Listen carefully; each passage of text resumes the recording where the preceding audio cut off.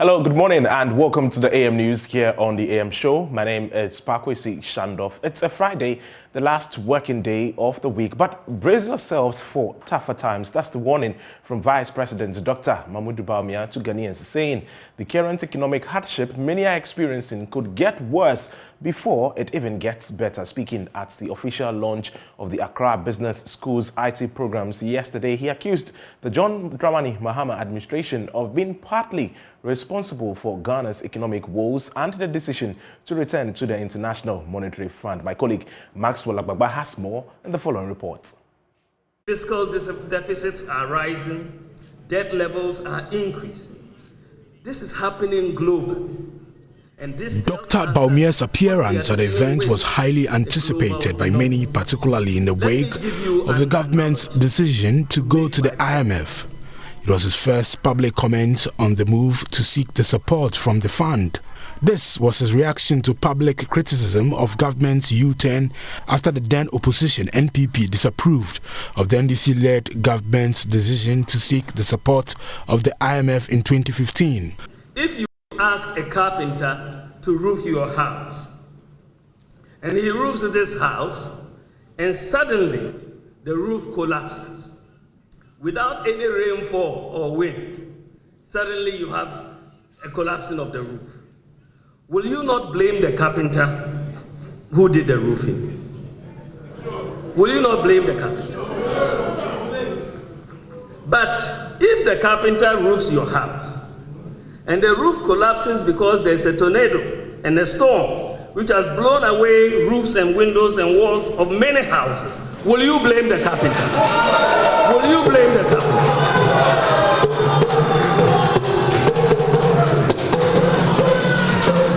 The Vice President accused his predecessors of being partly responsible for Ghana's economic troubles and the decision to go to the fund. Ghana has been hit with a quadruple whammy. A quadruple whammy. The energy sector excess capacity payments, banking sector cleanup, COVID-19, and the Russia-Ukraine war. We have been hit by this quadruple whammy. And I say again that if you take out the fiscal impact of this quadruple whammy, Ghana will not be going to the IMF for support because our fiscal and debt and balance of payments outlook would be sustainable. Of the four factors, COVID-19 and the Russia-Ukraine war were external, and the other two, the banking sector cleanup and the excess capacity payments, were the result of policies of the previous government. He urged Ghanaians to brace themselves for tougher times, adding the current economic hardship many are experiencing could get worse before it gets better. While we hope for a quick end to the war, we must understand that things could get worse before they get better. We have to steel ourselves for that because we just don't know when this war is going to end. The major lesson of the last 2 years is that we have to be more self-reliant. It is important that we take decisions that will inure to the benefit of the country, regardless of whether we are going to the IMF for a program or not. Regardless, we have to take the decisions that will help Ghana. The immediate task is to restore fiscal and debt sustainability. And these will be through revenue and expenditure measures and structural reforms. There's no way of going about that. We should also try and curtail non-concessional borrowing. That has to be curtailed. Well, away from that, the current agitations on the labor front appear to have subsided because all public sector workers are expected to return to work today after they called off their strike last night. The industrial action was called off after the leadership of organized labor reached an agreement with the government to pay their cost of living allowance at 15% of their base pay. My colleague Samuel Mbura has more in this report. Solidarity forever. They came to the table with a demand of 20% of cost of living allowance. This, the unions believed, will cushion them against the harsh economic conditions. Some of them had already laid down their tools in protest of government's failure to meet their demand. But after days of stalled negotiations with government and the Fair Wages and Salaries Commission, a 15% COLA has now been agreed by all parties to be paid to all public sector workers effective July 1, 2022. Here is Secretary General of the Trades Union Congress, Dr. Anthony Yaba, announcing the decision. We are very, very pleased to announce that we have just agreed a COLA of 15%, and we now are going to ask all the workers who are on strike, especially in the education sector, to go back to work. General Secretary of the Ghana National Association of Teachers, Thomas Musa, has since directed all teachers to return to the classroom. So for and on behalf all the teacher unions in the pre-tertiary education, including the Ghana National Association of Teachers, the National Association of Graduate Teachers, we have the Teachers and Educational Workers Union, we have the Coalition of Concerned Teachers Ghana. We hereby direct and ask all our members and wish also to inform them that effective July 14th, today, 2022, in the year of our Lord, we have called off the strike that we embarked upon on the 4th of July. Meanwhile, some labor unions who had given an ultimatum to strike over the COLA have now rescinded their decision. Bernard Ejay is the General Secretary of the Public Sector Workers Union. We have not yet embarked on our action. Our action was set to begin on Tuesday, 19th of July. But once we've come to an agreement, we'll go back to our structures, and then once we find this acceptable, then we'll move on from there. Minister for Employment and Labour Relations, Ignatius Bafwewa, expressed gratitude to the labor unions for their cooperation. But I also want to extend a hand of appreciation to organized labor. We began this with a spirit of cooperation, and we have ended with a spirit of cooperation. And one thing which was quite evident in all our discussions was that we all wanted to protect the integrity of our country. And I want to believe that we are going to achieve that by this feat that we have accomplished. The negotiation from government side within 22 labor unions included Minister for Education, Dr. Yao Educhum, Minister for National Security, Albert Kandapa, Finance Minister, Ken Oforiatta, with his deputy, Abina Osayasari, and Deputy Minister for Employment and Labour Relations, Bright Rekubrobe. Information Minister, Kojo Pon, was also in attendance. Samuel Mbora, Joy News.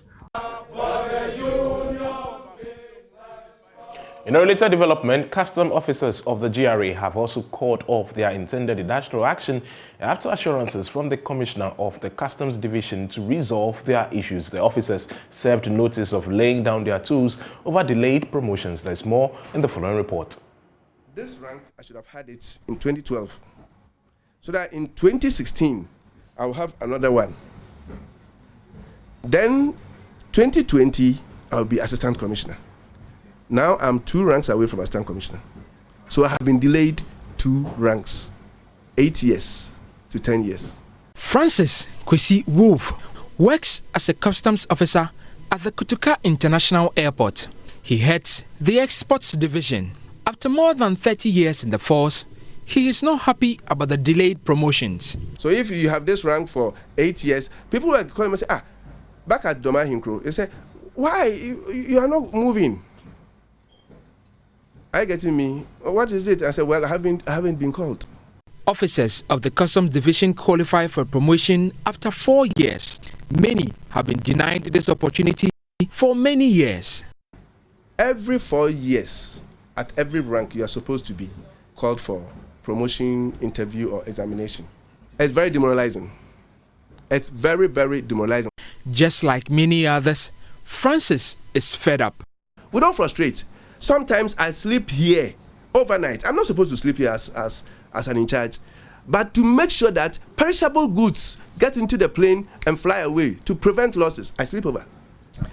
You will agitate and write and write and write. If you think you are too peeved or you are too frustrated or being denied too much, you don't go on strike. You use it through the law. You go to the law courts. The personnel plan to lay down their tools after many attempts to get their grievances addressed fell on deaf ears. But top management intervened. They've been working. I've moved the various terma everywhere they are working. Colonel retired Kujo Damwa is the commissioner of the Customs Division of the Ghana Revenue Authority. He has been touring customs centers to calm the growing tensions of the officers with a promise to resolve their challenges. As an authority, we had identified this challenge. It's not something that happened just overnight.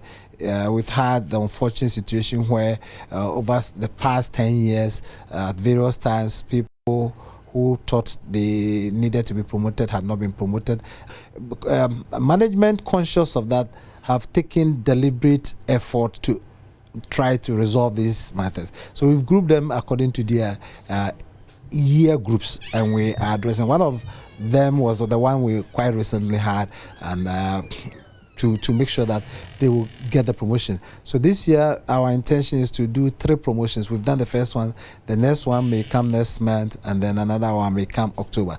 And so that's the only way we can clear the backlog. He says there are plans to also expand operations of the Customs Division, where some officers due promotion will be accommodated. And you might have also heard that not long ago, we expanded the department that we have in Customs. We've created more deputy commissioners positions, and with that comes, under each deputy commissioner you need a minimum of 2 assistant commissioners, and under each assistant commissioner you need a minimum of 2 chief revenue officers. So it trickles down. So that expansion, the lateral expansion, has also made it possible for us to have more vacancies. So as and when people become eligible for promotion based on the conditions set, then we do that. So we are making every effort to try and manage to get people promoted as quickly as possible. According to figures from June, the Customs Division collects more than 2 million Ghana cedis every day as taxes from imports and exports. A sit-down strike will spell doom for the income of the country. For now, the officers have returned to post with hopes that their grievances will be resolved. For Joy News, Michael Ashale. Let's now turn our attention to Parliament, where the minority MPs on the Privileges Committee are on a warpath with the chairman of the committee, Joseph Osei-Owusu, for saying that the seat of Domi Kwabenya MP Sarah Adjosafo is automatically vacant. The MP had failed to appear before the committee, despite the committee insisting they had issued all avenues to reach her. After deliberations, Joseph Osei-Owusu spoke exclusively to Joy News and claimed the clerk must write to the Electoral Commission to declare Adjosafo's seat vacant. Every opportunity that there was, we have advertised, we've sent letters to her registered address in Parliament, we've posted some on her known social media handles, we've advertised in the national newspapers on she did not appear before the committee. So the responsibility is on her to take advantage of the opportunity and explain why she was absent for 15 sittings without permission. But addressing journalists in Parliament, member of the committee, Alhaji ABA Fuseni, said that the committee had reached no such decision. Mr. Fuseni insisted the committee cannot hold judgment over a person they had not been able to hear from. I want to state it on record that the committee did make some approaches to enable us get to her. But even the clerk of the committee made it abundantly clear that he cannot say for certain that she had been, the correspondence that Parliament sought to get over to her had actually reached her. So in unequivocal terms, the committee never, ever, at any point, at any material moment, made any such attribution.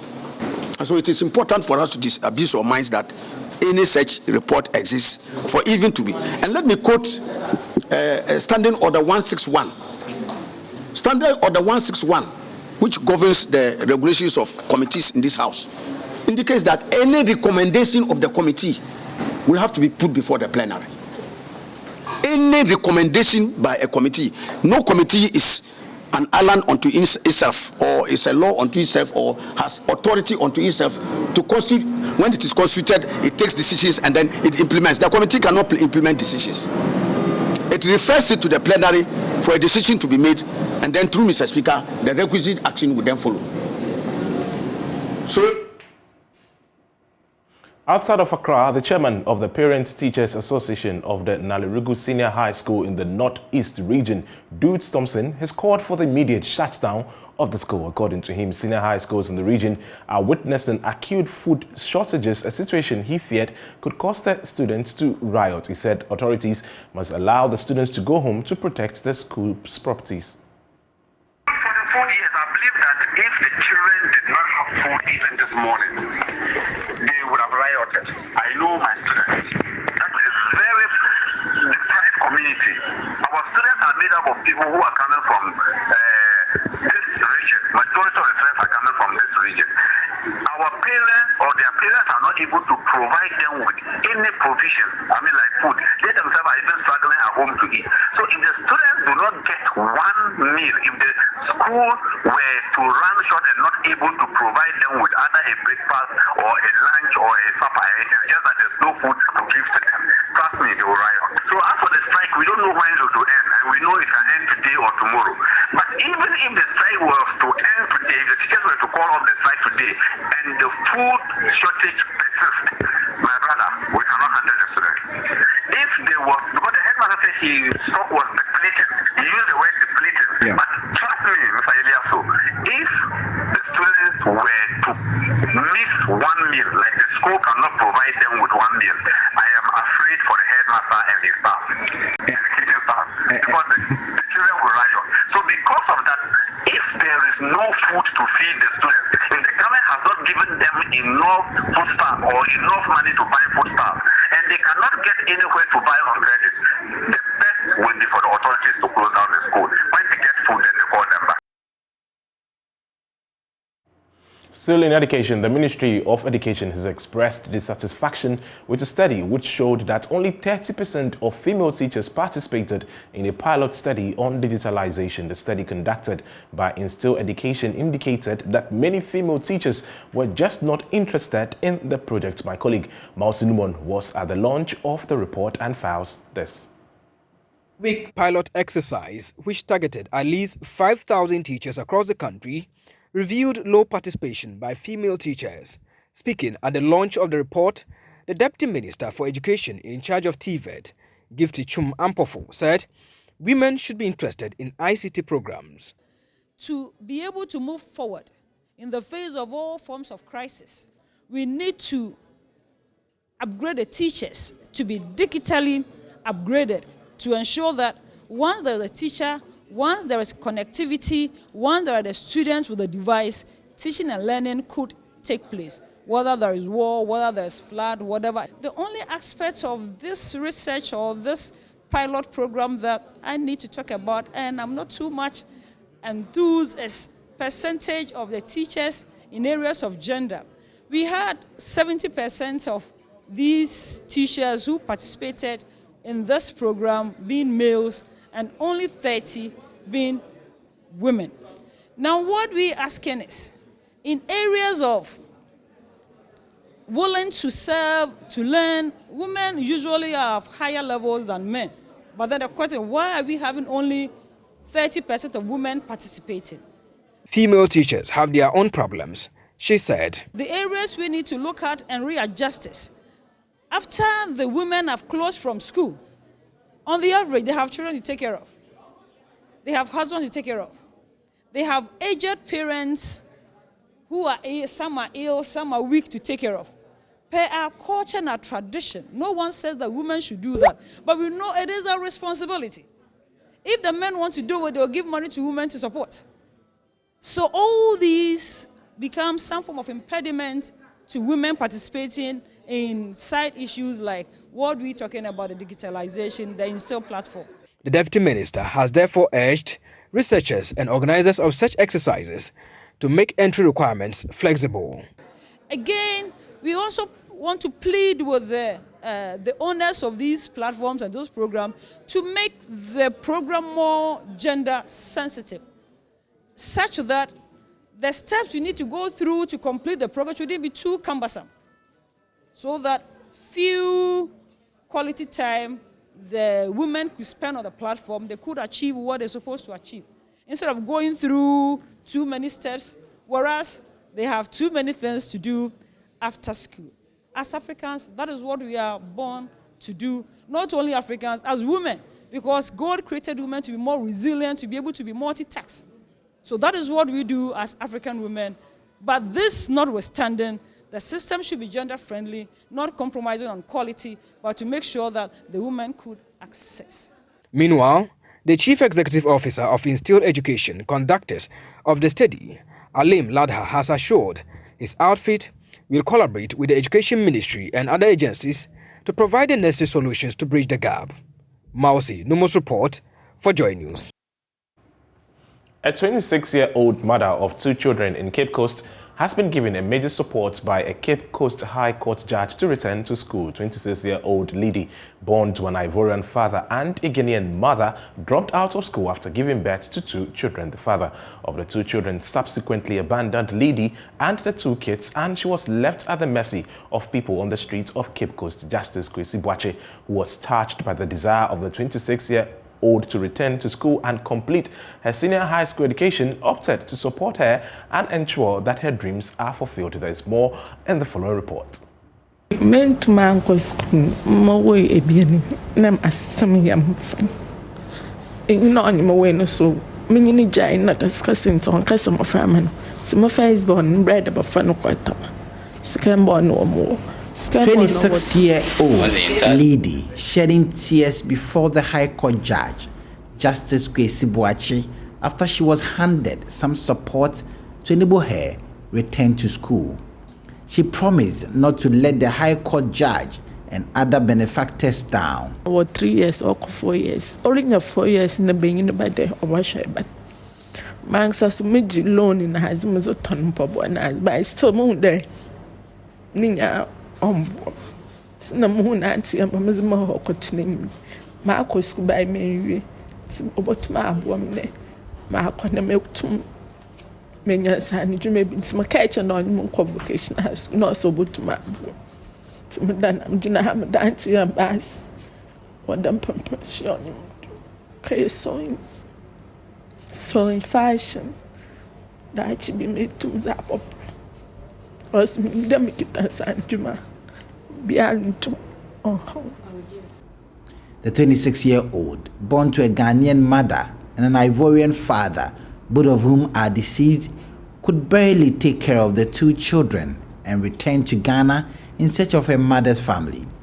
This was to enable her receive support in order to take care of the children, but there was no such help.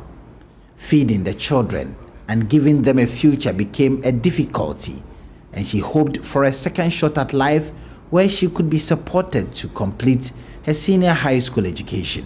Luck eventually smiled on her as a justice of the High Court in Cape Coast. Justice Kwesi Boakye decided to support her.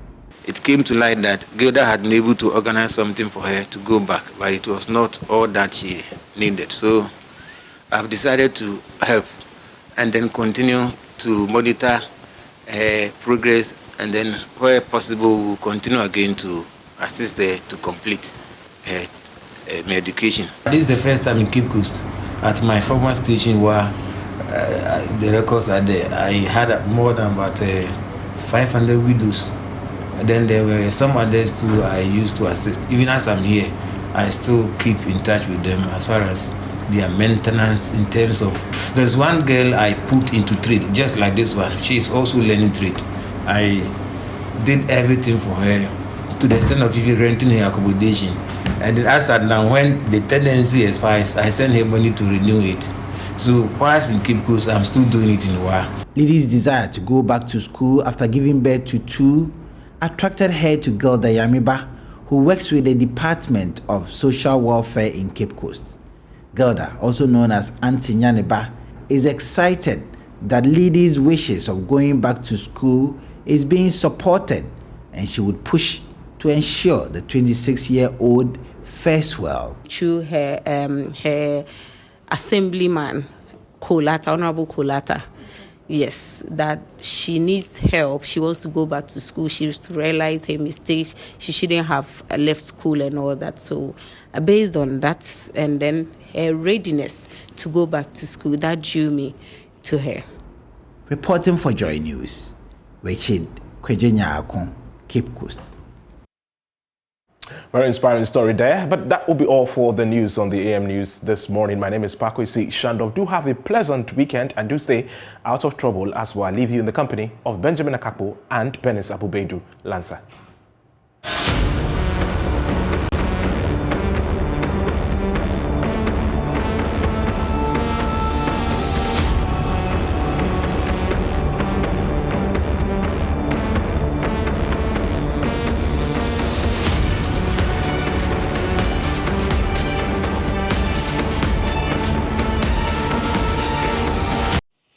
Well, thank you very much for staying with us. Time now for us to get into the news review, and I have here Samuel Kojobrace. Yo, that's what it is. Yeah. It is what Welcome back, yeah? Yeah. It's a brand new day. Yeah. Oh, that is. It's a beautiful brand new day. Now, what can Men koye na and so bega chere me say chalo voice in Vantonjo. I mean maintaining my sanctity. Voice in But good to see you, bro. What? Good to see you. Oh yeah, sure. It is. I mean, last week, by now I was sitting in your chair because you were away. You were doing what are you here? Big man. And say, are you a big man here? And to me, but I saw you with your vest new. So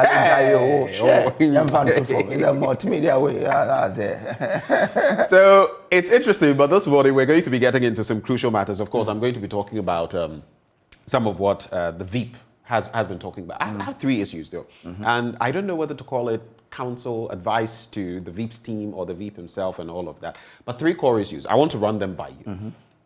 I feel that we should state what is real and stay away from what becomes artificial or what could lead into trouble. Okay. It's like a lizard. Do you know what a lizard does? It poos white. And then right at the tail end, it adds a little black on top, if you've observed. Not the black destroying everything, so to speak, in that sense. So three issues I want to run by you. You know, yesterday, the Vice President spoke about, hey, we have a robust system, digitalization. Digitalization, per what the Vice President says, has helped us so much. And I completely agree with him, from the DVLA to the ICOM system to the GRA, passport, taxation and all of that, the Ghana card. I agree wholly. But when you overshoot it, that's where it becomes a problem. So you remember the recent incident with that £270,000, Lamborghini that got, I mean, the owner plus the Lamborghini were carted away in the UK because apparently the person did not have insurance. So the Vice President comes to say that, hey, this happened because they don't even have, systems where they can check on the spot, supposedly. But here in Ghana, we have a system where, the police can accost you and then immediately check. Yeah. But I felt, especially for your license, that was below the belt. And I don't know who the people are who do research for the Vice President, because guess what? In the UK, insurance is compulsory. They have one of the biggest insurance companies, insurance packages in the world in terms of their relevance. In 2018, there were around 10 billion of premiums. 10 billion pounds in 2018. In the UK, now here's the important part. There's a motor insurance database. It is shared with all UK police forces, like the DVSA, so that their automatic number plate recognition, they have it. They have body cameras and all of that. These cameras can quickly and easily tell if the vehicle in front of them is insured, whether it is insured or not. So you mean they didn't do due diligence with respect to that? So the UK police did that. But you see, they have a system that operates with the number plate. This Lamborghini did not have a front number plate. And so they have further actions that they can trigger. They can then call. There's a system where they can, in exception of that call. It means that in this instance, this individual was simply unable to prove that he had insurance. And so on the basis of that, they towed his car. But to use it as an example and say that you know, even in the UK, they could not. That is false, Mr. Vice President. And that is a point that has to be made. Okay. The next one has to do with, you know, drone services. Let me tell you something. The blood and all of that, the drone services, highly relevant. I say kudos to government for that, because we know about the CHIPS compounds, we know about the things that have happened, and a lack of access to some medication in COVID-19. We see how it has helped. But then again, the comparison was made. We have the largest fleet in the world and all of that. Ask yourself simple questions. If you have the largest solar farm in the world, it may be that your country is landlocked, right? You don't have access to hydro power. Because you are landlocked and maybe you don't have internal water sources. So for you, it makes sense to have the largest solar farm. But maybe your neighboring country has all the water bodies and all of that, and they are tapping into it for hydro. Do you see? They may not necessarily go the way of solar. It doesn't mean you are doing so much better. But he mentioned that in relation to the drones. In relation to the drones. Again, I just felt that for the sake of relevance, you know, sometimes when we, so to speak, brag about our achievements, you must brag in context. Look at the UK, for example, and just let us look at our health system here. You have a lack of blood. Have you noticed that within the last 2 years, for example? Shortage of blood. We've had drives right here where people have had to come from the blood banks and all of that, asking us to donate. Yesterday, I have donated. Yesterday, the Ministry of Information also did something like that, because I saw it on their Facebook page. Great. You have poor ambulance response services. You lack health facilities in the country. Some of your health facilities are rotting away somewhere in the bush because of politics. You also have something that has become so predominant that it even has a name, no bed syndrome. You have all of these. What is your nurse to patient ratio? In some instances, a country like the UK has, which also uses drone services minutely, has fewer because the relevance, you get it. They have, what is their ambulance response time? What is the situation in their blood banks? What is the nurse to patient ratio and all of that? So these things must be set in context, even as we tout our achievements. And finally, Kojo, I'm beginning to get, I don't know what word to use. Those that are coming may be unsavory, so I'll save them. But what is this penchant with 6 years, almost 6 years on, still tagging the former administration with the economic woes we are facing today? What is leadership about? We admitted they were not doing certain things right, especially on the tangent of the economy. And we said, we want you to come and do better. That's why we brought you in. Well, 6 years on, you're still blaming them. I agree with you on that tangent, because I also had my own misgiving about when he had to say, well, the first two are external, the second two are internal, but they were inherited. That I thought that it shouldn't have been made. But for I think that's a fundamental part of our problem. The blame game and refuse. Because when you accept that is very true. You don't alone. That is. Regardless of whatever it is, blame me. Let me do it. That is. I felt that he shouldn't have gone that way. If he hadn't added that, or they were inherited from the previous administration, it could have probably saved, you know, him from some of these backlash. But he should also take responsibility, because it's about your responses to the situation you came to meet. For example, the banking sector cleanup. We were told that what the banking sector needed was some 9 billion to ensure that we correct some of these inefficiencies. And mind you, no one forced you into a banking sector cleanup. Exactly. But no one forced, but the reality staring at them in the face was that the reality, many people will tell you the realities were different. Look at how Nigeria has had a cleanup. How did they handle it? I'm developing a plan. And in this instance, others have said that we didn't need to go the way we went. That is what I'm saying, that what you told us was that the banking sector needed some 9 billion to ensure that the inefficiencies were corrected. So you had a choice. And that's what a lot of people have argued, that you could have put in that 9 billion and rather take away the managers, the people whom you thought were the reasons why the banks were not performing better, and put people who you think could perform better to turn around, you know, the sector. And then again, people were warning that the banking sector thrives on credibility and trust.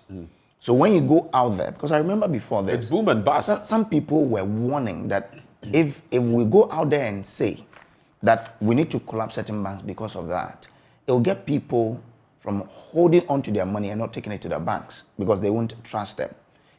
So we should have, gone the way of putting in 9 billion and getting new managers to run the sector and not really collapsing them with some 25 billion. That is how you responded to the problem. And especially when, like you said, you're starting from 9 billion, it's ballooning to 11, 14, 17, 19, 21 plus. And we should have collapsed them. My former boss used to tell me that challenges will come in life, but what matters most is your responses to those challenges. Right. So if today someone slaps me, what will be my response? Will my response be to slap the person back, or will say, okay, well, I wouldn't mind, and so that you can prevent a heavy fight. So the banking sector, yes, was in a deep mess because we all read the report and we saw what was there. Yeah. But the way we responded to it was our decision. It appears was the current government the same decision. way we've dealt with problems where it appears even sometimes it is very political. It's about, look, there are some who have showed that if you look at a level playing field and where some banks were and where their banks were, in fact, their banks were in a better position. Why were those other banks not collapsed? Why were their banks collapsed? I've heard of different stories. UT, for example, UniCredit. Now, I was going to cite it. And you have an albatross, round your neck. Look at what happened to Kwesi Indum's entity, GN Bank, and all of that. You see, I was thinking that like the Americans did in the time of the global credit crunch, boom and bust. Sometimes we must protect what is ours. The local entities. I don't care about the other banks that were from other places, but how about our homegrown ones? What happens to them? So that's why I was saying that the government should have decided that, look, you have mismanaged the bank. So we're going to help you stand, but we are going to take the bank, probably say, from you for a while. Let's try to manage it, to sustain it. Then we can look at how you come into the picture again. But to collapse it really was their response, and they should take responsibility. That, look, yes, we came to meet a very bad banking sector, and we decided to go it this way, and that cost the nation this much. But to blame the previous administration wholly, I think that's where we all have challenge. I didn't like it when he went by that way. I thought that he had done so much because he had really painted the picture of the economy for us to understand where we are and why we had to go to the IMF. For example, if you hear that a whole Ghana, our gold reserve was how much? 8.7 kilograms. That's something that was shocking. And going ahead to say that, well, the Bank of Ghana has brought up a program to say so now we will buy the gold. That gives, the surplus will now be. So you are giving us a solution to our problem. Right. So I loved it. But to coming to say the previous government, I felt no, that part shouldn't have coming. But again, on the drones, you have to maybe you have to allow them. No. On the first two issues, I was just talking about being factual. Like with the Lamborghini, it wasn't fact. It was actually false. But the drones. On the drone bit, it is right. But even when you make certain comparisons, look at your context. Because in other words, what may be like in economics, what's the term? So what may be crucial to you might not be crucial to someone. They call it utility. Exactly. But you get it. But so maybe you love chocolate. I don't. Yeah. If I have a lot of chocolate, doesn't mean anything to me. I could equally give it to you and trade it off for something else. Maybe I love smoking, so I want cigarettes, and you have cigarettes and you don't smoke. Those are some of the things. But when you make certain comparisons, I just want us to go beyond the normal politics and the normal counting of things. I want to get people thinking about issues. I'm sure what you wanted to do was to say that, well, our health sector is in a challenge. For example, how we can get medical supplies to the remotest part of the country was a challenge. You have challenges that other jurisdictions don't have. But what we have done is to develop this drone service to ensure that we curtail it. So maybe sometimes because of that, we have to give them a part sometimes. But anyway, let's get into the papers. Let's do the Ghanaian Times newspaper. Anyway, it says, 4 blows force Ghana to IMF. VP explains country's decision to seek support from body shots, uppercuts. These are a combination of uppercut, body shots, and Kofi Oku. Because he says, but that one is in grade rule. Maybe that's. But that's why we have gone back to the IMF because so it says COVID-19 really brought a lot of hell and on the globe to really the entire world. Yes, and we are really experiencing the impact of it again. Ukraine-Russia war has also dealt a big blow to us. He says the banking sector cleanup, which we have discussed here, and then again the energy sector, the take or pay that they came to meet and they had to renegotiate. These also cost us a lot of money. So a combination of these. So what, by the way, is happening to our power? Are we still paying for excess power that we are not consuming? I've never really been able to wrap my mind around that. When they came in 2017, I remember what they did or what they reported to us as a country was that they renegotiated some of them to then move it from take or pay to take and pay and to extend the period. Okay, so if you're not going to do take or pay, we're going to do take and pay, but you have to extend the period. That's what they made us understand. That's what they do. You remember the famous, is that Mary? The one they had to travel to. Yeah. So that's it. But like they said, there were some costs that they incurred in all of that. So let's see. But someone was telling me last week that it's so surprising that in our wars, the lights are still on. Maybe that's all we have to credit them with that. In spite of all the challenges, the power is still stable. Maybe we have to credit the fact that we have excess power in the first place. Okay, exactly. We have excess power. All right then. Teacher union strike. Government organized labor agree 15% COLA. That's cost of living allowance. It comes with a picture of Thomas Musa, NAT General Secretary. Yesterday, after they had that meeting at the Ministry of Health, they came to the conclusion, both the parties from government side and then from labor, that look, you're asking for 20, we cannot give 20. I heard that government wanted to give 10. Yes. The labor union also said, no, we won't accept 10. And in negotiations, you have to move from your point. You have to meet people halfway. Exactly. So the government moved from 10 to 15. And I salute the likes of Ignatius, is it Bafwe? Bafwe, yes. Keno Foriata and others. Because you see, it would have been disastrous. The education minister was part. Yeah, the education minister, Yawase Educhu. And then the labor unions, Dr. Ban was there, TUC, among others. I salute them because, albeit late, we shouldn't have waited like the likes of Austin Game have said for it to come to this point. Yes. But I salute government for at least settling this matter, allowing the dust to settle. Because where it was headed, honestly.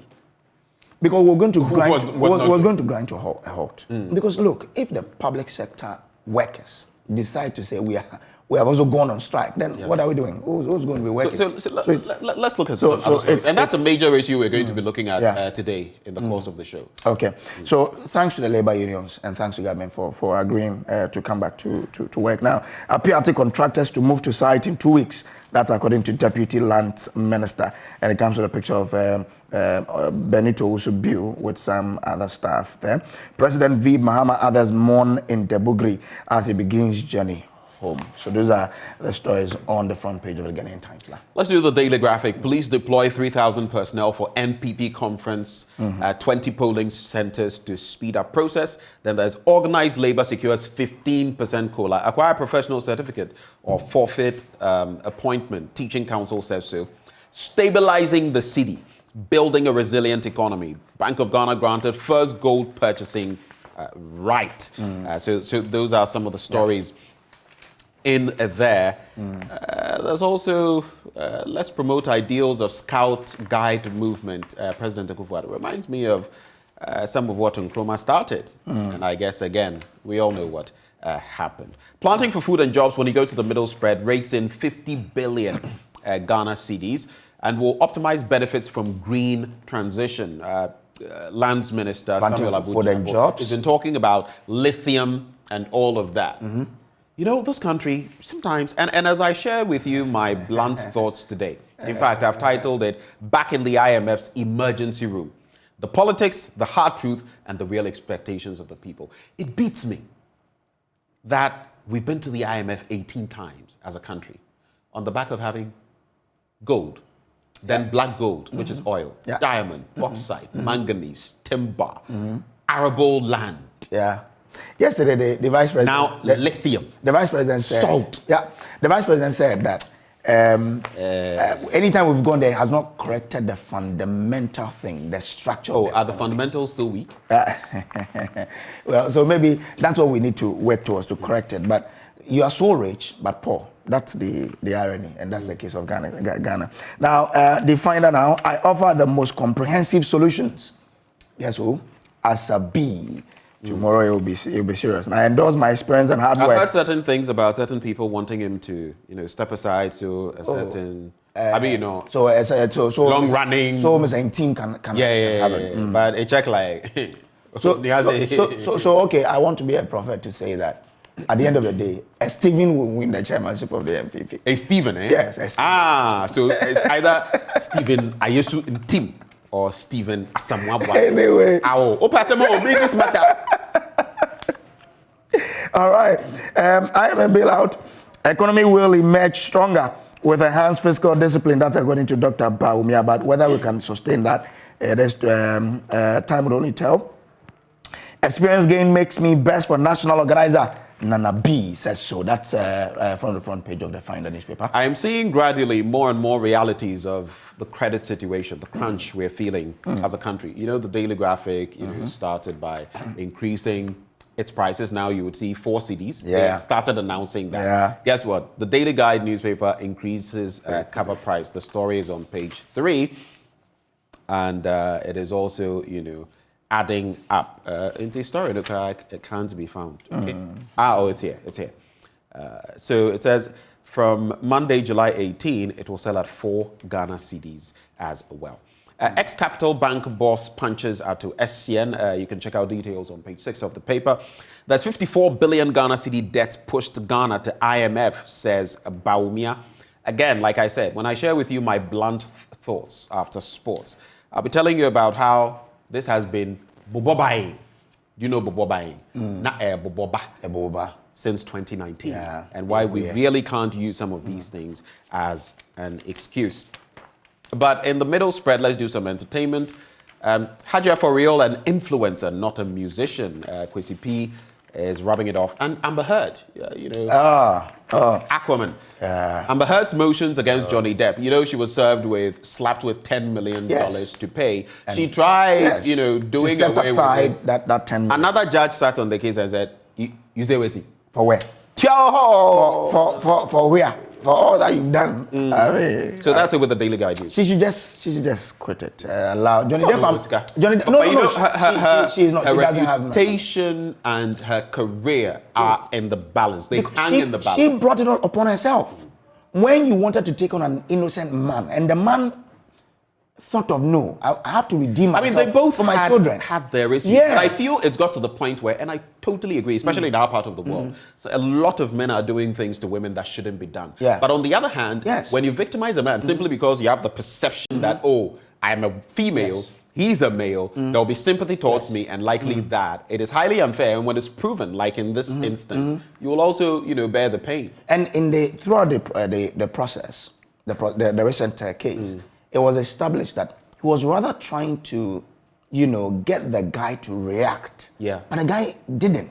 His lawyer was. Yes. And at the end of it, a lot of people came to believe that Johnny Depp was rather the victim of abuse in the relationship. But it was clear from the rhetoric. So imagine that. If the victim being victimized even further. If the guy had not gone to court, we wouldn't have known. And the whole world would have thought that Johnny Depp is a wife beater. That's why the MPP, they usually say, go to court. Anyway, government will bring back economy. Baumia assures Ghanaians it won't be prudent to sack Oforiatta. Government communicator says, don't increase transport fares. GPRTUG RTTC urges major shake-up at Forestry Commission. Our 7 MPP, Amayao Ekunfi, is a former professor, right? Yes. Former Provice Chancellor for my school, the University of Cape Coast. Solid guy. Solid guy. When it comes to education, solid. Okay. Let me lead MPP for historic 3 terms. John Boadu to delegate, and Asabi outlined 7 plans for MPP. And let's promise our viewers that tomorrow from the beginning to the end. Joy News will be live at the Accra Sports Stadium to bring you. What do you mean by tomorrow? Not today. I was going to come there. Today is our special. We're going to have Evans Mensah, yes. Winston Amwa doing the do, and then the other guy. Aye. Oh, the other guy. Minkasa. I haven't gone there. We've not said anything. Yeah, that sharp guy. Together, he's sharp. It's just that his head is like. The three of them will be here to get you in the groove for tomorrow's coverage. But we'll bring you everything from the Accra Sports Stadium. But join us beginning today, this evening. Evans Mensah and his team will bring you some special pre-event or the night before the event show. And then we will be at the. They will be having a vigil. Maybe, for all of us. Yeah. All right, so we have less than a minute to go. Let me just read out the headlines from these two papers. Republic Press, I'll not read those that have already been hinted at, but Ken Ofori-Atta must take a personal decision to resign. Kwejun Pieni says that, and you know what clout he carries when it comes to economic talk. There's also that here on the AM show. Exactly. There's also all set for NPP Big Day, and Bawumia nails Mahama as he breaks silence on economic challenges. That's Republic Press. The Ghanaian publisher says Bawumia justifies IMF bailout, says we'll bounce back stronger. That's it for me. Meridian, Ghana hit by a quadruple whammy. Bawumia, I'll give you a president if elected chairman in team to delegate. Nanado induct APRM governing council into office. Endorse my experience and hard work, John Boadu, to delegate. And Indum renews faith in God. Thanks, family and staff. Ghana's return to IMF people's views. Let us vote for party loyalist. Well, so that's it in weekend today. Wait, John Boadu say waiting. Endorse my experience. Did I hear delegates? Is it the same delegates John had been talking about? Fair delegate, yes. The same delegates. Oh, they say, yeah. So the 6,000 something. Exactly, yes. So this evening. So John Boadu, you know the fear? I'm sure he fears, but he's only trying to work himself and his team up. Actually. All right. But he's asking them to endorse his experience and hard work. So yes, delegate, I fear you, but kindly, for all that I've done over the years, endorse it. Let me go on again. I'll tell you one thing. I endorse his experience, wide experience in the media, broadcasting, hard work. Charlie. But, thanks for joining. And this is how we sew it up on the news review. Up next, we have sports. But don't you forget, right after sports, I'm serving you this.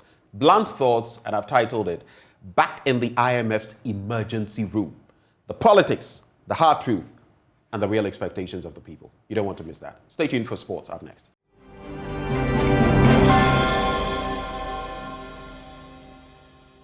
Welcome back on the AM show. Time now for me to do what I do every Friday. I'm going to rant, yes, but I'm going to be sharing with you my blunt thoughts for today. Here's what I've titled it. Back in the IMF's emergency room. The politics, the hard truth, and the real expectations of the people. Dear friends, I suffered some terrible food poisoning the other day. A really acute infection that made my life flash before my very eyes. As a result, I've made some hard decisions concerning eating out, if at all, because while I can stomach a whole lot, I also know I have a very delicate stomach. Why am I telling you about this incident that left me detained on a hospital bed with fluids and all kinds of drugs being pumped inside of me? My experience got me thinking about Ghana. Yes, Ghana. Every country, just as a human being, is to be managed. As a person, make some wrong eating or health choices, and you could end up in the emergency room like I did. So too as a country, should our leaders make poor economic choices, we shall end up in the world's economic emergency room, aka the IMF. It's that simple. Beyond all the rhetoric, and that we did better in this regard, and we are going to the IMF for a loan, not aid, our leaders must come to this simple realization, once and for all, that the measure in the economic sense is sound management that leads to fiscal discipline, a stable currency that makes it easier to borrow and do business, more jobs, greater opportunities for people to set up and thrive at business and employ their talents and skills to make a good living, affordable products, mostly homegrown or homemade if possible, practical steps taken to stem the tide of corruption, with results to show and more. That is the bottom line. Those are the lofty standards. And if they are not met, leaders should not come telling us, oh, but their performance was like that of an African tree frogs, but ours is akin to an African bullfrogs. Guess what? A frog is a frog. Simple. Enough of the games. Let's face it. Our economy right now is like a boxer on the ropes whose eyes are so swollen he can barely see. That is not a picture anyone would have wanted, but it is where our leaders have driven us to. But how did we get here? On all fours, begging the IMF for economic air to breathe. Consider these points. Our government, while it points to the COVID-19 scourge as a causative factor of our economic woes, has, on the back of the same pandemic, raked in some 30 billion Ghana cedis, much more than our neighboring countries got. Ponder the fact that in 2020, when countries across the world were suffering the brunt of COVID-19, our neighbors, the Ivory Coast, Nigeria, Burkina Faso, and other countries, all recorded budgetary deficits below 6%. What was our deficit that year? 15.7%. What did we do so differently, I ask? But even before all these, as far back as 2019, our public debt had surged by about 105 billion Ghana cedis to 225 billion, compared to the figure of 120 billion Ghana cedis when the MPP took over the reins of government. Our debt to GDP rose to 64% from 57%. The Ghana cedi saw a 12.9% of its value wiped off. The writing was on the wall, yet refused to see it. As things stand now, per the most recent data, some from the Ghana Statistical Service, our currency has lost 24% of its value since January 2022 and remains Africa's worst performing currency. Now, that's staggering. Annual inflation has risen to 29.8% in June from 27.6% in May. That's the fastest pace witnessed since December 2003. Inflation has exceeded the central bank's target band of 6 to 10% for 10 months running. Food inflation has risen from 30.1% in May to 30.7% in June. Transport inflation, the divisional inflationary leader, has also risen from 39% in May to 41.6% in June. Inflation for locally produced items stood at 29.2%, while that of imported items was pegged at 31.3%, making inflation on both local and foreign products rather steep. But here's the stinger. The year-on-year inflationary rate of 29.8% is the exact same rate we had in 2003 when Ghana went HIPIC. I have hope for Ghana, though the times are rough. Even Sri Lankans are hoping against hope. But many crack economists like Professor Steve Hank of the Johns Hopkins University, as well as many of our local economists, are not so optimistic about this IMF package working the magic for us, even if we got it. Now, hold for me. Take a look at what's behind me. Mark Boland, senior analyst at the REDD, or Red Intelligence, in London. Now, Mark Boland, for example, has a few things to say. He is a senior analyst at the Red Intelligence in London, and he says he is very skeptical that Ghana will even be able to get a staff-level agreement or an executive board approval for an IMF program, adding that the country's public debt is clearly unsustainable. And to make matters worse, we frayed relations with the IMF during the last program from 2015 to 2018, and even government's own rhetoric before this current IMF move was anything but palatable. Yet all too soon, our economy is comatose yet again, and we're back in the economic intensive care unit of the IMF. But for how long exactly shall we play this twisted, deadly economic game? Let me bring you this. My next slide. Take a look at all of that. Just take a look. That's our Eurobond market borrowing from 2013 to 2021. The same market we cannot currently go to because of a lack of trust. Look at the wide disparities in borrowing. But wait, there's more. Emerging markets with bonds trading at distressed levels. Look at where we stand. All this unbridled borrowing has in part impacted our being on this ignominious list of countries globally which have the highest risks of defaulting on their debt in 2022. In fact, with a debt to GDP of 84.6% and a credit default swap spread of 2,071, we are second only to the El Salvadorian economy. Can you imagine that? It all feels like an economic meltdown. We've been shouting on the rooftops about the impact of the Russo-Ukrainian war. Granted, It has massive shocks, and it has had massive shocks on economies across the world. But to borrow our Vice President, Dr. Mahamudu Bawumia's words, can these challenges skip all our neighboring countries and land so hard on Ghana alone? I mean, how? Let's do some fact-checking on that as well. My next slide. African countries affected most by Ukraine grain blockade. So we're talking about the impact. Per this list put together by the Kiel Institute for World Economy recently, well, guess what? Ghana is not even in the top 10 African countries most affected by the Russo-Ukrainian war. Because guess what? What's the most thing we get there? Grain. Surprised? Just yesterday, I heard our Vice President once more partly attributing a good part of our economic woes to the erstwhile administration and to the former president. Fact? Fiction? Faction? For me, you see, honesty is the greatest character trait a leader can have, and with it, responsibility. The best leaders in whatever sphere are those who can accept responsibility and fix problems rather than pass the buck. After all, is that not why we elect leaders? Is that not why we tolerate their using luxury vehicles and bullying us with sirens on the streets while we walk in Chaliwati? Is that not the reason we pay them so well and give them extremely juicy ex gratia packages? I'll tell you what. If our leaders don't act more responsibly and become more accountable soon, mark my words, we shall neither overcome vile corruption nor emerge from the cesspool of underdevelopment. Never. Not when they do not want to own up to anything. If we keep repeating the same old mistakes that landed us in the IMF's ER, unbridled spending, very few exports, unstable currency, yawning taxes that strangled just a few, and the like, we can take 100 IMF programs. We shall always come back to square one. One thing we should know is this. Going to the IMF is like injecting yourself with steroids or some narcotic drugs. They'll give you momentary relief or a fleeting high, respectively. But after that, you'll come crashing back to reality. And then you will see your true level once more. We simply do not have the mechanisms in place to be economically self-sufficient. This is why I spoke so passionately 2 weeks ago about the crucial nature of having an industrialization project that really reorients our consumerist economy. 1T1F clearly has not lived anywhere close to that expectation. And this brings me to this, which breaks my heart. You may not know this.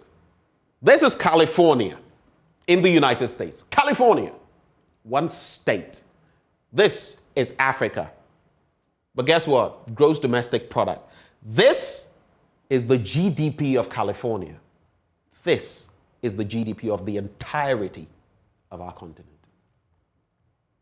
Startled? At the recent Winter Olympics in Beijing, I started paying closer attention to the fifth smallest country in the world, San Marino, because with a population of just 34,000 and a land size of just 60 kilometers squared. By the way, that is like the size of Accra Metropolis, not the Greater Accra Regional, Accra Metropolis. They fielded just 5 contestants in 4 disciplines. They earned 3 medals, 1 silver and 2 bronze. That was of interest to me then because comparatively, Ghana fielded 14 athletes in 5 disciplines, with Samuel Techi's featherweight bronze in boxing becoming our first boxing medal since 1972, and our first medal of any kind at the Olympics since 1992 in Barcelona. San Marino's economy, by the way, largely depends on finance, industry, services, and tourism.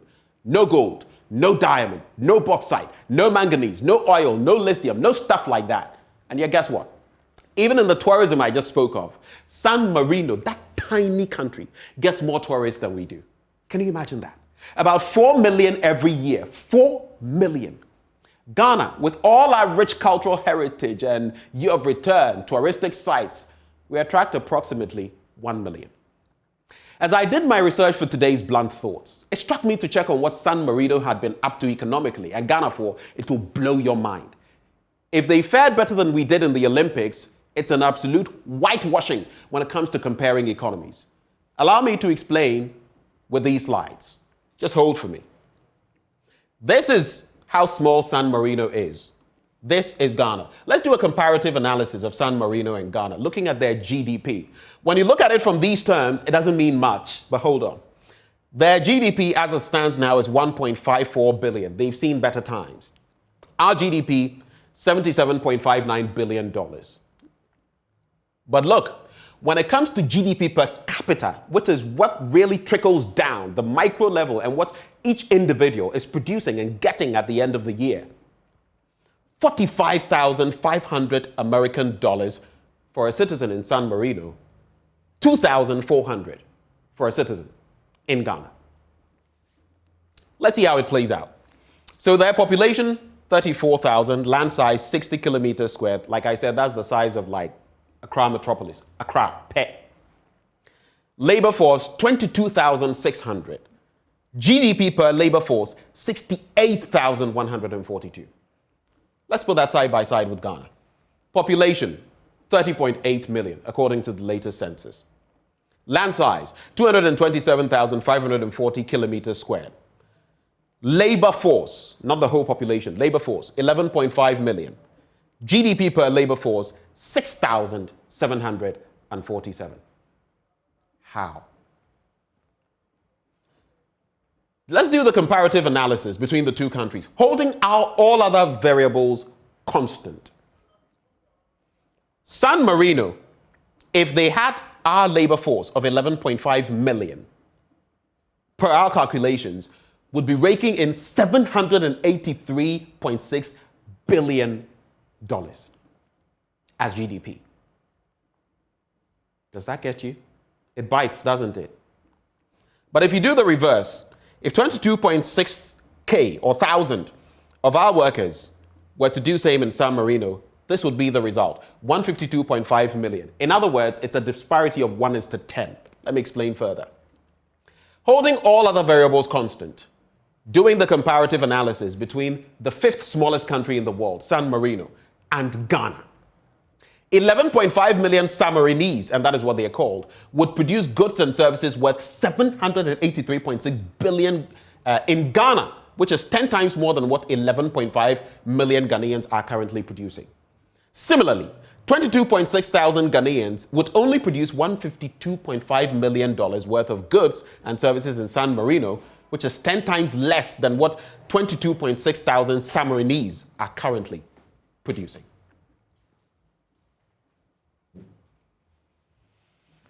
So, do you now get the picture?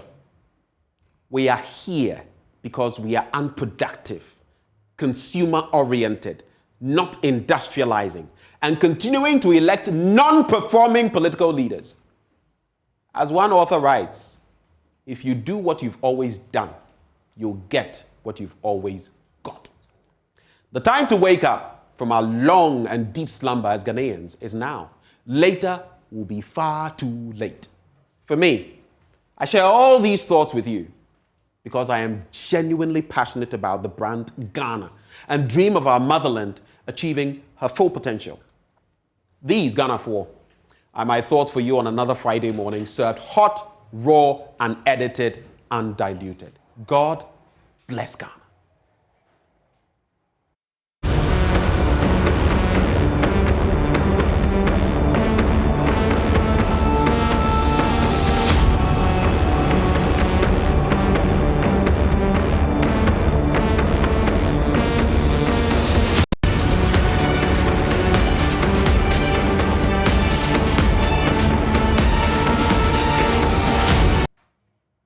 Well, let's get into our initial conversation, and we're going to be talking about, well, focusing on what the Vice President told us yesterday. He said cleaning the banking sector, paying excess capacity charges, external shocks, and the Russia-Ukraine war are what have brought us here in terms of our economy. He has mounted a spirited defense at Ghana's return to the IMF and believes the economy will be much stronger after the nation comes out of the IMF program. But he also warns of hard times ahead. This morning, we get into an analysis of what exactly the Vice President said at the Accra Business School. And we're going to be interacting with Professor Lord Mensah, economist at the UG Business School, and aide to former President Mahama, Felix Kwakye Ofosu. Both of them join the conversation. Prof, a very good morning to you. Felix, a very good morning to you as well. Yeah, good morning. Who am I hearing now? Well, I good do morning, and good morning to our viewers. Okay, so I guess both of you are here with us. Grateful to have you. So, can you hear me, please? Yes, I can hear you. I believe that is Professor Lord Mensah asking whether I can hear him. Okay. Yes, I'm the one. I can hear you loud and clear, Prof. Thank you, Felix, as well, for joining me for the second time in what, 2 weeks? Yeah, thank you. But if I may, let me indicate from the outset that, unfortunately for me, I have a commitment at 8 a.m., so my time is extremely limited. Okay. So I may not be able to go the full haul with you, but I hope to be able to. All right, so we're going to do a bit of bargaining. Felix, let's do a bit of bargaining like we did with the cola. From 20%, some proposed 10%. We ended up at 15%. So maybe do 8.5, 8.10 with us. Would that be possible? That's right. Okay, well, that's all right. 8.5.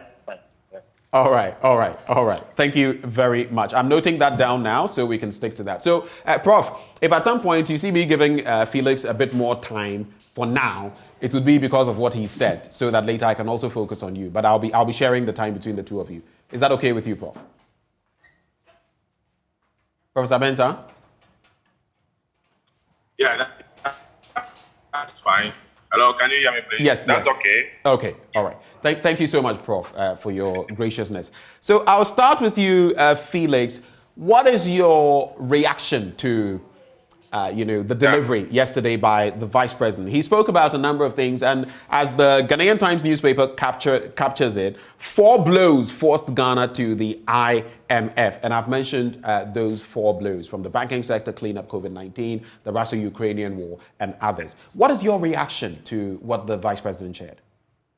Well, to begin with, it was an unnecessary intervention.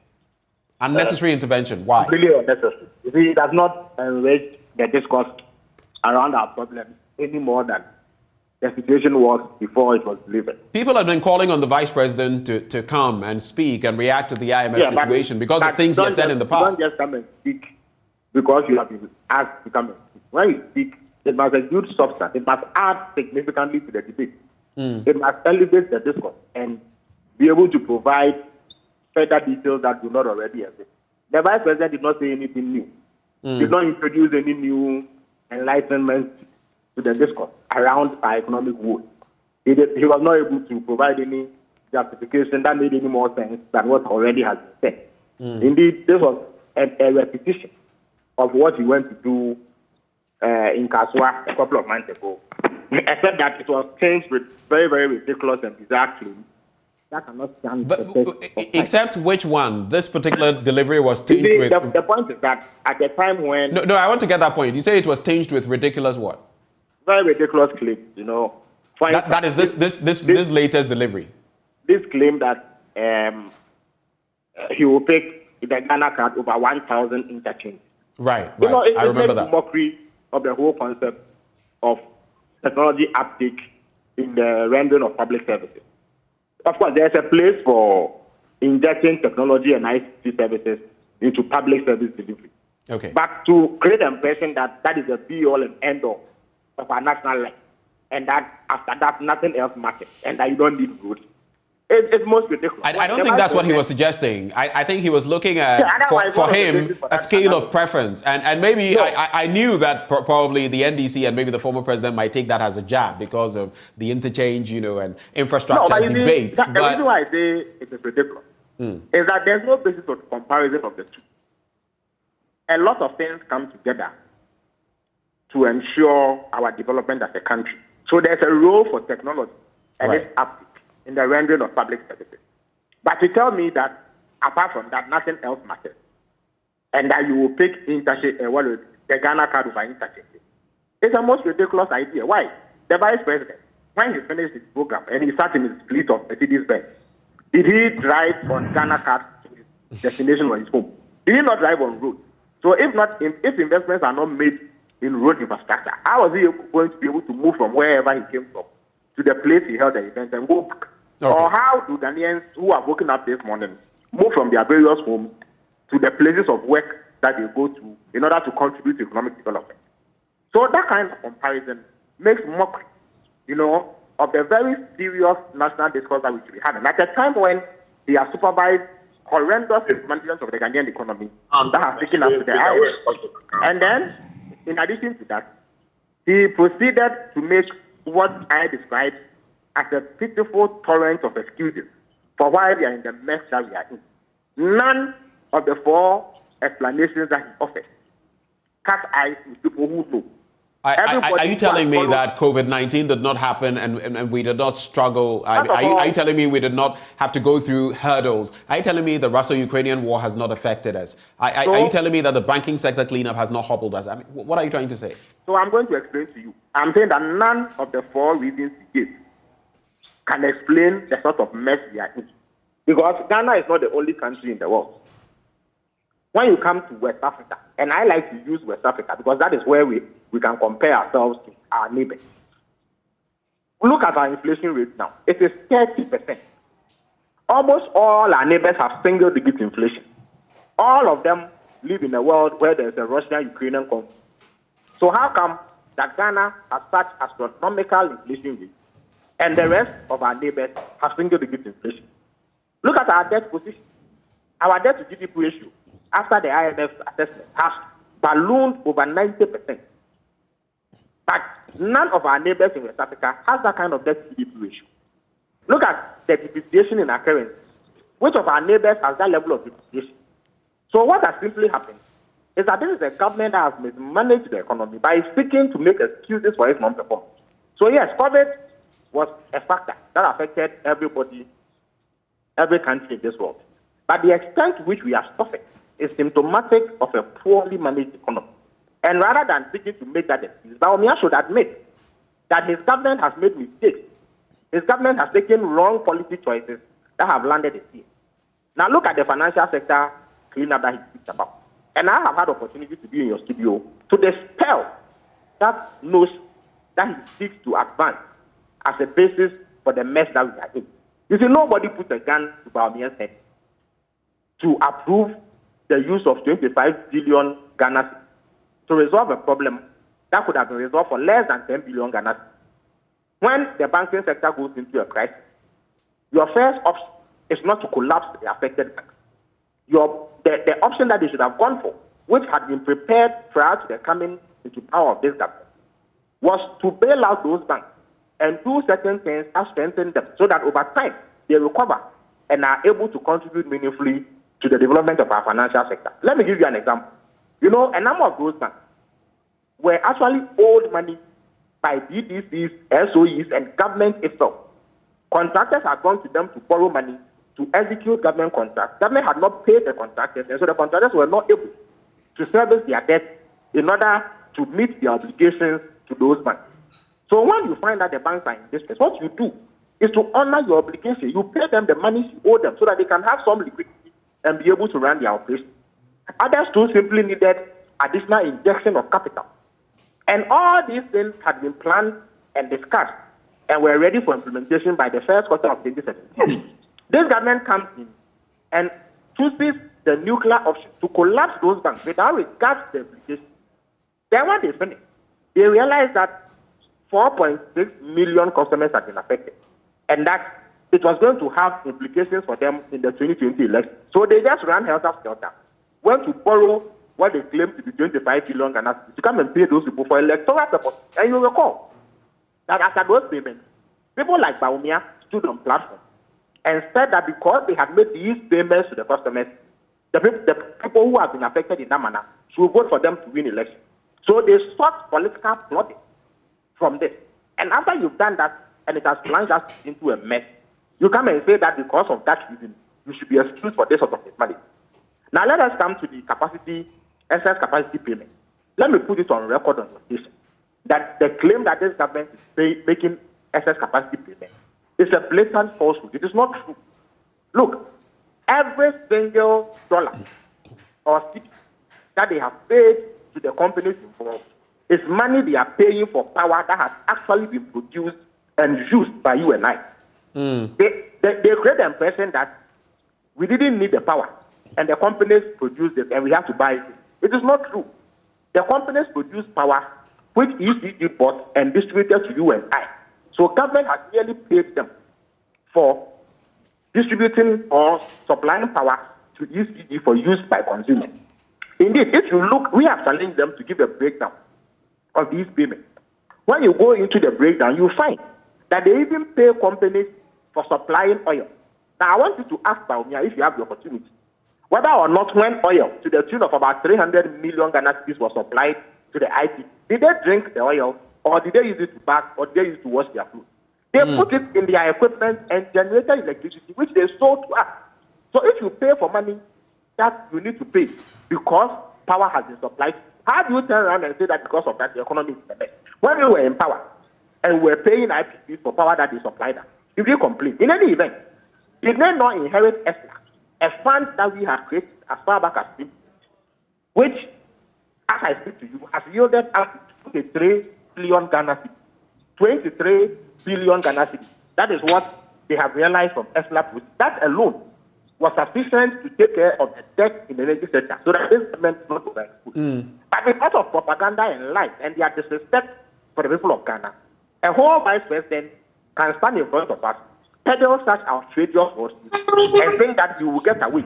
He can absorb himself from the near criminal mismanagement of the economy that has led us into. You call it a criminal mismanagement of the economy. But look, how does a government engage in this sort of mismanagement that imposes these sort of hardships on the people of Ghana? In any self-respecting jurisdiction, Dr. Bamia would have resigned. He would have been long gone.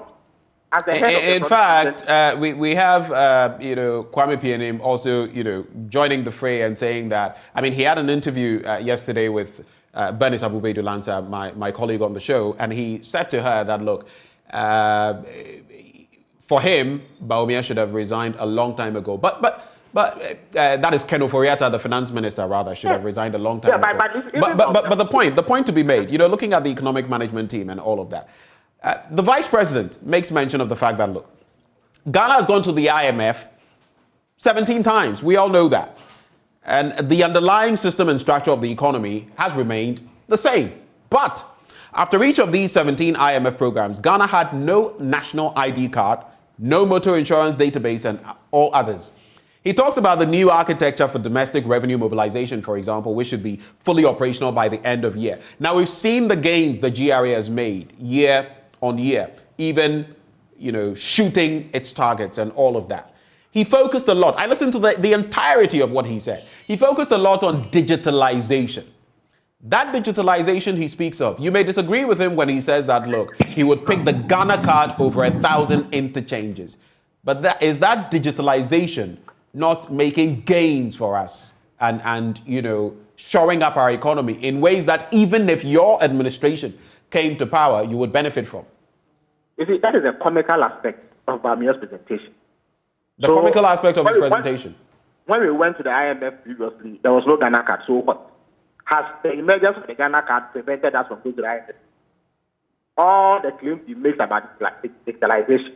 And in any event, he is not the originator of the agenda to digitalize our economy. But that's another discussion we have at another time. But after all the so-called digitalization efforts, so just to take you back, so who is the originator of the idea? Oh, this thing started way back under President Rawlings. Indeed, I created the law. Okay, I just wanted to know how far back you would go, because I know that presidents in the Fourth Republic have. But it is an incremental program, so every government country.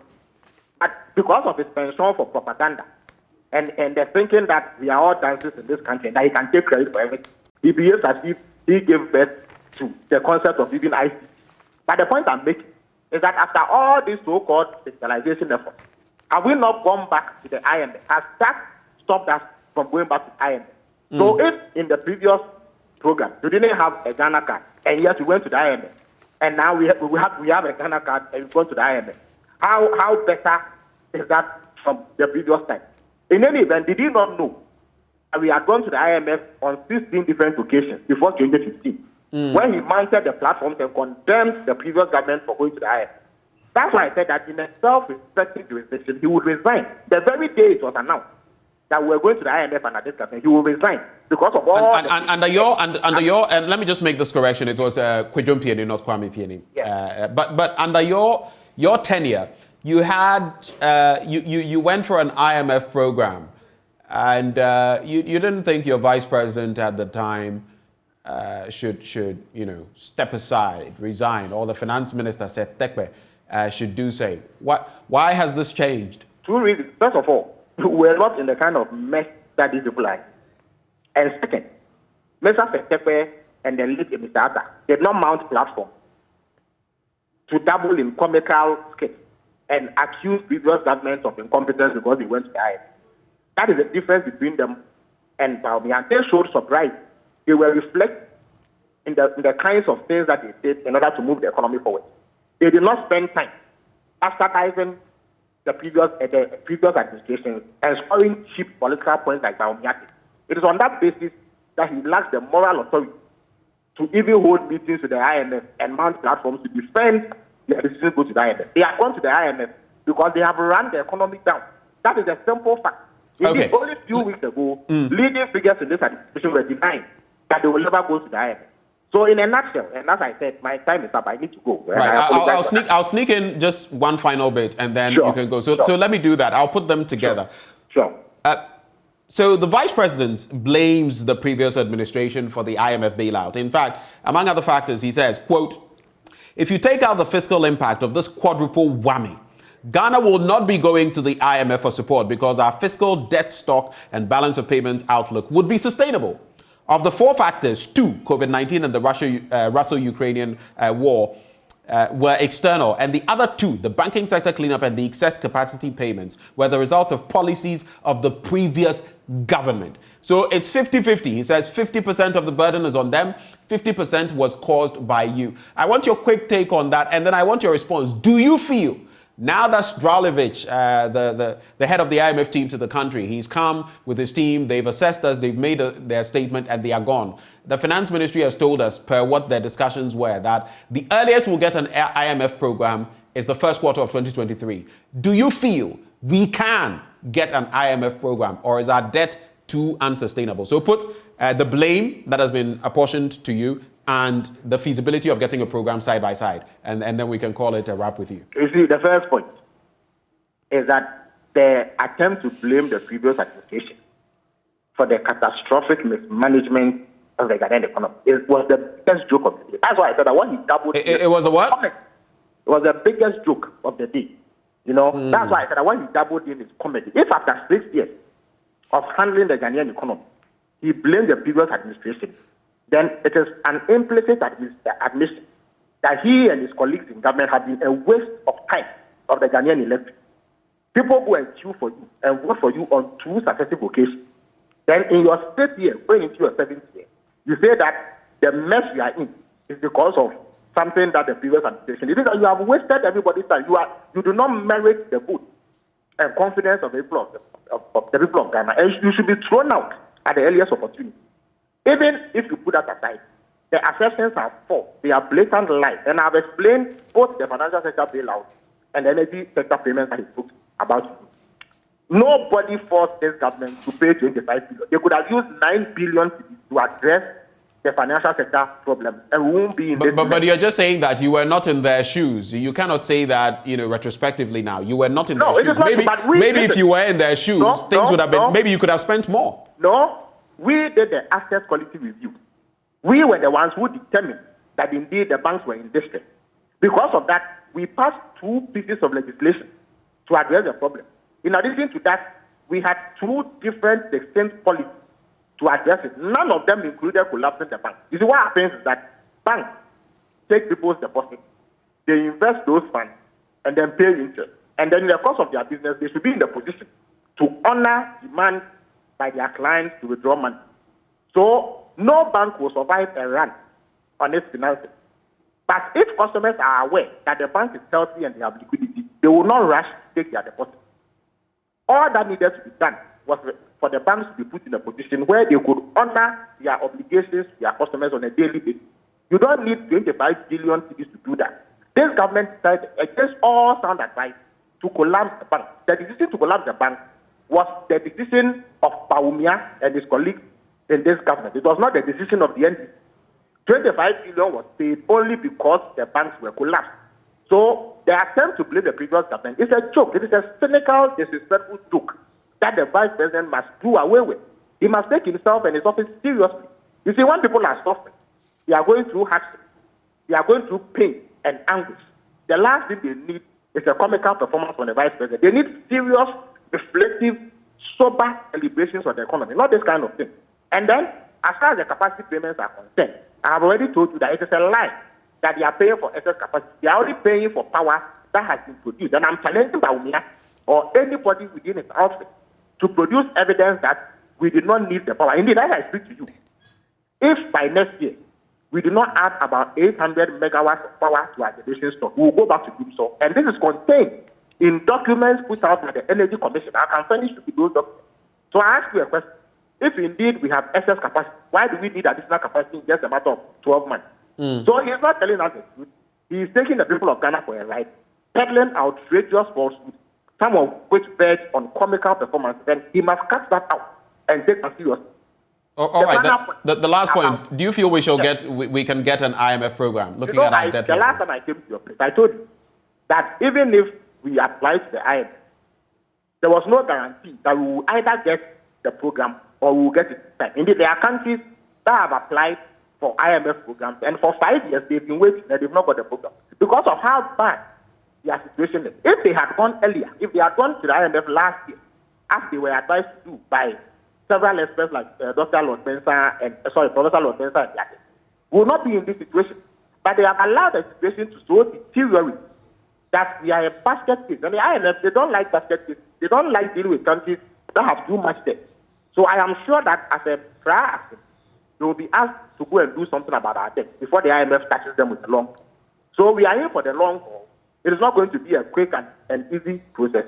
It will be a long, painful process because of the extent of damage. The Vice President says that. He says we'll feel a lot of pain before it gets better. It will be worse before it gets better. Of course, but he is fully aware of what we will go through. And if it is just like any disease, if your disease is bad, the medication is drastic. If you have a minor ailment, the medication is light. So we have a terrible chronic disease, which will require a lot of painful medication to get us out of. And the blame for that lies squarely on the head of Baumia and nobody else. Felix, we're grateful for your time. Thank you so much for running with us this far, for indulging us. Felix Kwachio-Fosu, of course, a pivotal member of the opposition NDC. He's a former deputy minister with two portfolios, information and communication. He joined us there to share some thoughts on the delivery yesterday by Dr. Mahamudu Bawumia, Vice President of Ghana. Let me now come to Professor Lord Mensah, and we had to do it this way on account of what Felix Kwachio-Fosu made mention of at the start of the conversation, that he had to conclude and move on to other matters, another engagement. Prof, thank you so much for staying with us. Professor Lord Mensah is with the University of Ghana Business School. Prof? You're welcome. You're welcome, sir. Great. So let's start from here. I'll start the same way I did with Felix. What is your general appreciation of the delivery yesterday at the Accra Business School by the Vice President? What are your key takeaways? Well, before I go into the details of the delivery, looking at the timing of the delivery, apart from, the digitization of the program that he went to, the timing that he came to address the country on these economic issues and how we ended up with IMF, for me, is wrong. And apart from the time, the platform that he used, he is the economic management team, head of this country. And so if the country has taken a decision to go to IMF, it should have come earlier to address us by using a national platform. So on that score, I would say that, the Vice President did not take Ghanaians serious, because this is more or less like an add-on to a program that he went to, and then he had to sneak in, addressing Ghanaians. But this was a serious issue, which should be a critical and outstanding issue that the Vice President would devote time to address Ghanaians while we're going to IMF. Now, let's come to the details. You see, you realize that he attributed, our economic woes as we speak now to the happenings with currently with the Ukraine war, the COVID, and then took it back all the way to, you know, what was happening in the previous administration. Now, you've taken an economy for the past 6 years. I ask myself, you inherited, you know, before you asked Ghanaians to vote for you, you knew very well that the economy has liabilities. Exactly. The economy has assets. Exactly. And so, as an economic manager, your duty is to convert those liabilities and possibly make some assets out of it. In fact, we were told we would move away from taxation to production. I mean, that was one of the ways we were going to do that. So, change liabilities into assets. If you have taken an economy and you appreciate that we had liabilities, which at this time we're expecting that those liabilities would have created assets which are yielding dividend for us. That is not the case.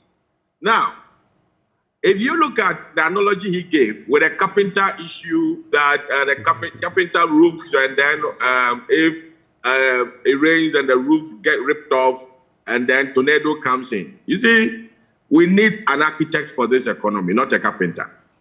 An architect thinks of the design so that the economy will be able to receive some shocks.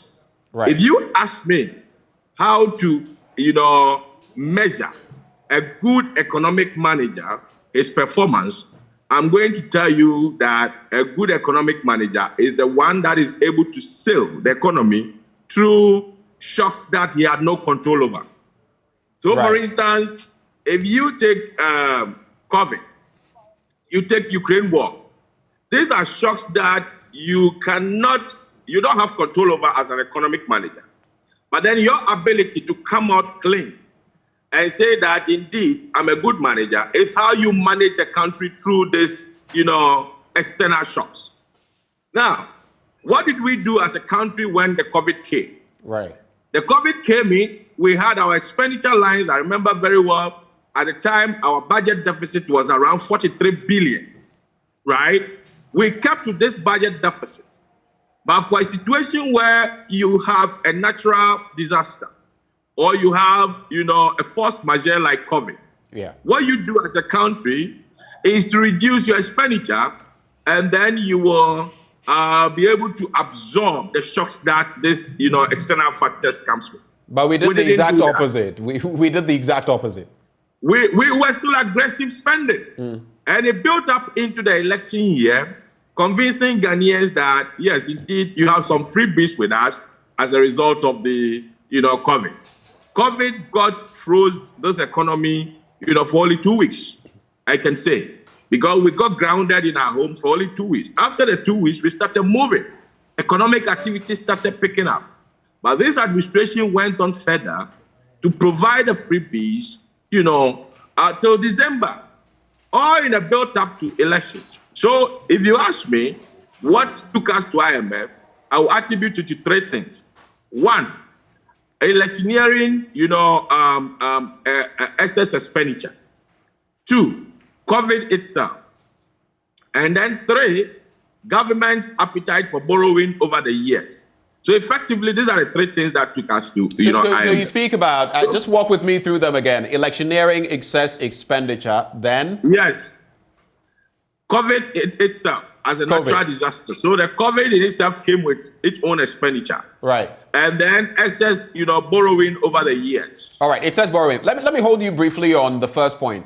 Electioneering, excess expenditure. Because a lot of economists and others have pointed to the fact that, look, in an election year, we've seen the trajectory. And the former administration, the Mahama administration at the point, was trying very hard to deal with it in 2016 to ensure that, you know, we wouldn't end up in a similar situation. If you recall, because we had a trajectory in the Fourth Republic, every election year, the debt soars, and whether there's a change of administration or not, we start another cycle, vicious cycle, if you like it. But this bit about an electioneering excess expenditure. If you look at our deficit over the years, you would realize that in the sub-region, in 2020, for example, when we had our last election, a lot of those in our sub-region were having deficits, budgetary deficits of 6% or less. In our instance, it was upwards of 15%. I think 15.6, 15.7 Is that what you're referencing? Is that what you're alluding to? Is that what it went into? Oh yes. You see, we read the budget in 2019. And 2019, COVID has started lifting itself up, gradually building up into 2020. Now, we read this budget purposely to satisfy the electorate. So, by so doing, we raised the hopes by spending more in excess of what we can generate. And that is when we had about 43 billion, budget deficit, which was around between 13 to 15% of our GDP. By that time, we had just exited IMF, around somewhere 2018, 2019, which, our budget deficit was almost converging the 5% that, IMF, the ideal 5% that IMF proposed to us.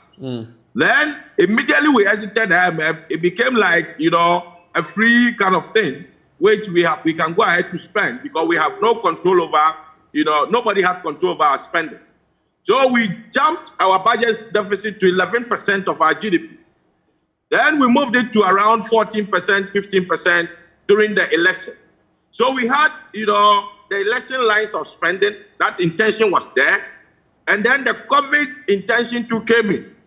But then we hide the electioneering, excess expenditure under the COVID. And that is what has brought us this far. Now, he talks about the many effects, compound effects, 4 blows that have, brought us here. But he also believes that the economy is going to be resilient, it's going to be strong, but it's going to be really tough to get there. Just how tough do you envisage it's going to get before it gets better? Well, I think it's going to be tough between now and the time we strike a deal with IMF. And I'll propose to the government that it's about time they start engaging, our private creditors. Because between now to the time we get deal with IMF, which possibly they may inject something into the economy, we should know that we have interest rate obligations. We have some, debts that the principals are maturing within the next, this year and then next year. So if we cannot raise enough dollars to pay, then we may probably have to start engaging them. And the proposal is that possibly we shouldn't engage, we shouldn't allow the current, finance team to engage them. We may need an independent body to engage them. So, yes, it is going to be tough from now till we start getting, we get a deal with IMF. So some people have said, some economists have said that, this is where the West also should come in, the West and the East, China especially, but the West. And if you look at our debt profiles in terms of African countries, you would notice that for a lot of them, we're indebted to what? China by about 12-point-something% when it comes to the debt profile. But when it comes to payments and all of that to the Western countries, it's about almost 3 times that, 30-something%, which is why some people, debt, justice debt, for example, a group is calling for a lot of these countries, especially the UK, the US and China, to interact with these private lenders that you speak of, the private creditors, to mitigate the situation for us, if possible, write off a few things here and there, and be more gracious to Africa at a point like this. Should we be pushing countries like the US, the UK, and even China on that tangent, do you feel? Would it work for us? Yes, but then there are packages of that form, which we may tap into along the line. But then before then, you may have to set, your home very well.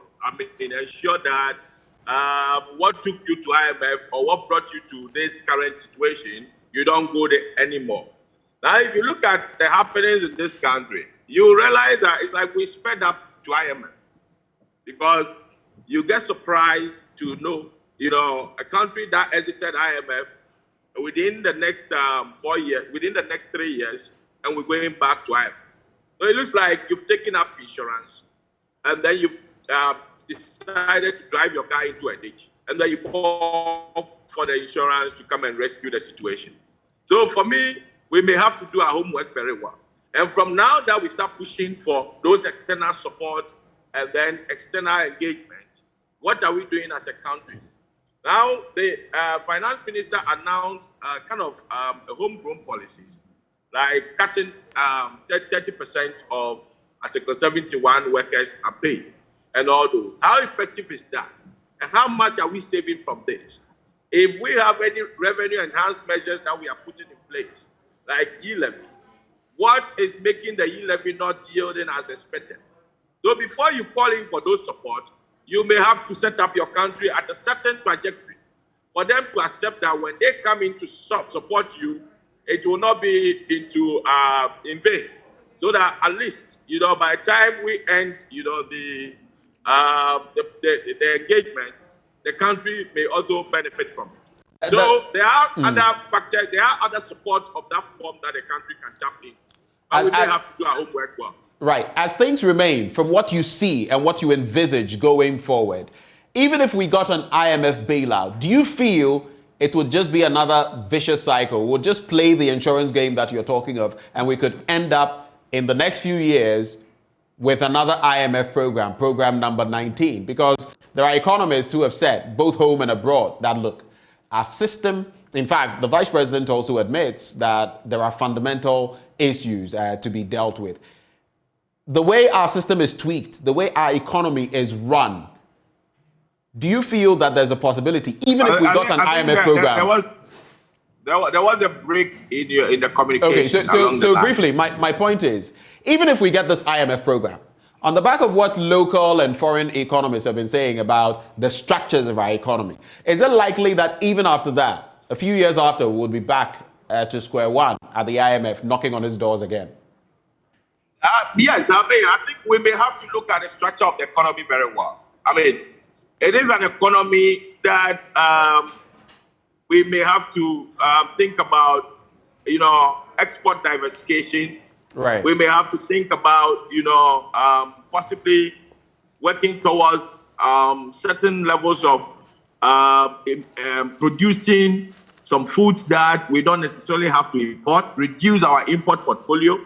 So if you have a policy like planting for food and jobs, you target certain, staples that Ghanaians consume. So if it's maize or rice, just make sure that, you grow them in abundance so that you can have storage, because every household consumes, maize or rice.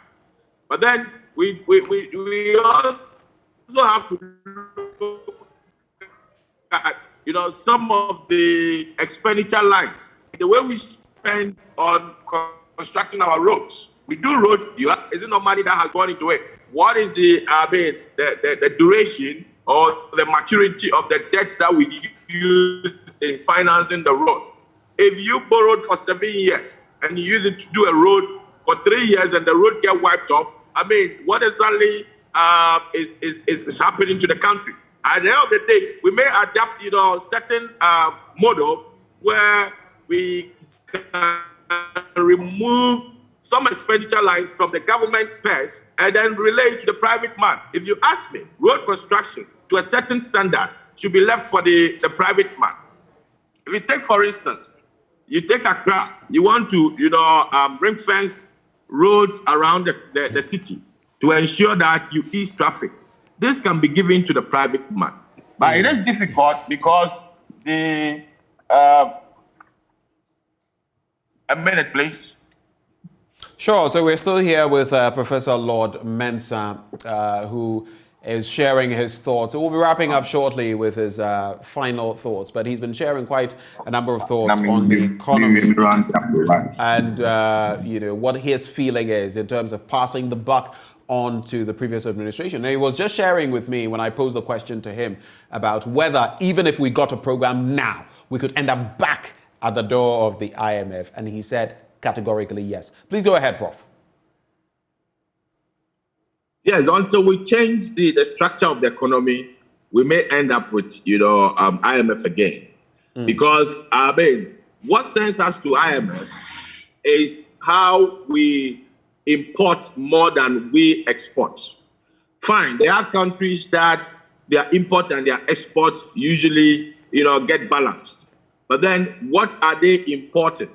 Are they products that they can easily grow in their environment?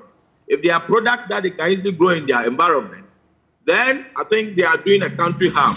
So it's about time we look at our import portfolios, and especially for the food, we ensure, because we are in the tropics, the weather is very favorable. If we're going to spend on agriculture, I don't think we're going to spend that much on agriculture.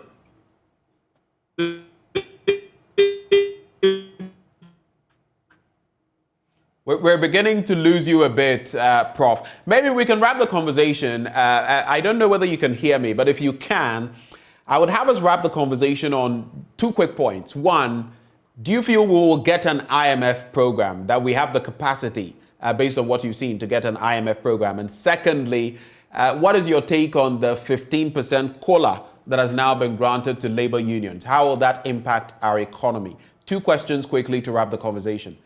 Prof, are you with me? If we don't prioritize... Oh, man.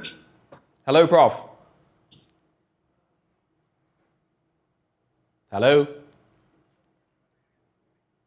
All right. So we'll try to get Professor Lord Mensah maybe on the phones because for now, connecting with him via video, is becoming a bit problematic, about the network connectivity in our country. So we'll try to do that and wrap the conversation quickly. But the quick point that I would like to run by him, 2 of them, whether he feels genuinely that we can get an IMF program, looking at our current situation, the status quo, and what we're promising to do to bring our debt levels to sustainable levels.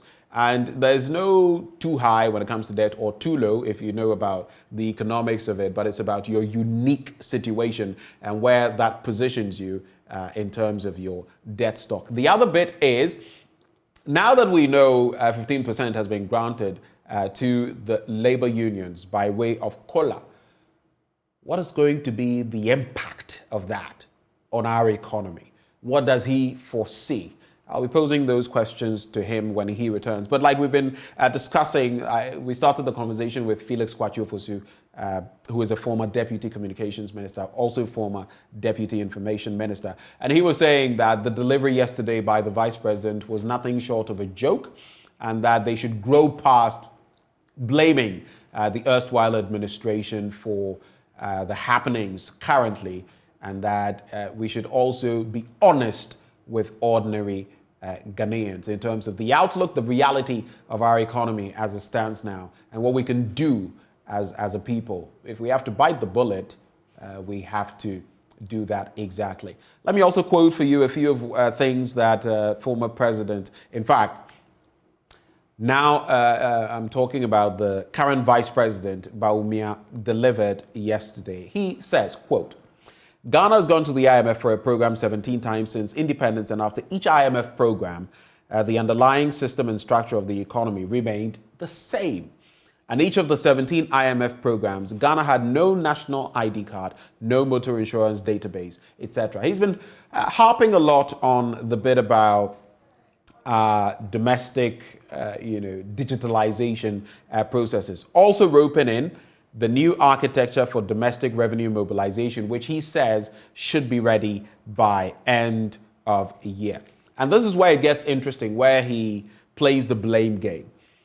He has said that if you take out the fiscal impact of this quadruple whammy, and what is he talking about? He's talking about Ghana, he's talking about the 4 factors, the Russia-Ukrainian war, he's talking about COVID-19, he's talking about the banking sector cleanup, he's talking about excess capacity payments, and that these hobbled the economy. But he apportions 2 of them, of course, COVID-19 and the Russia-Ukrainian war, to their term, our government's term, and then he apportions the other 2 when it comes to the banking sector cleanup and the excess capacity we have to the previous administration, and says, if not for those, we wouldn't be going to the IMF. Enough to think about for later when we activate the phone lines. But we'll still try to get Professor Lord Mensah. It appears we're not getting him. I would have really wanted to get his take on the COLA and how he feels that would impact our economy.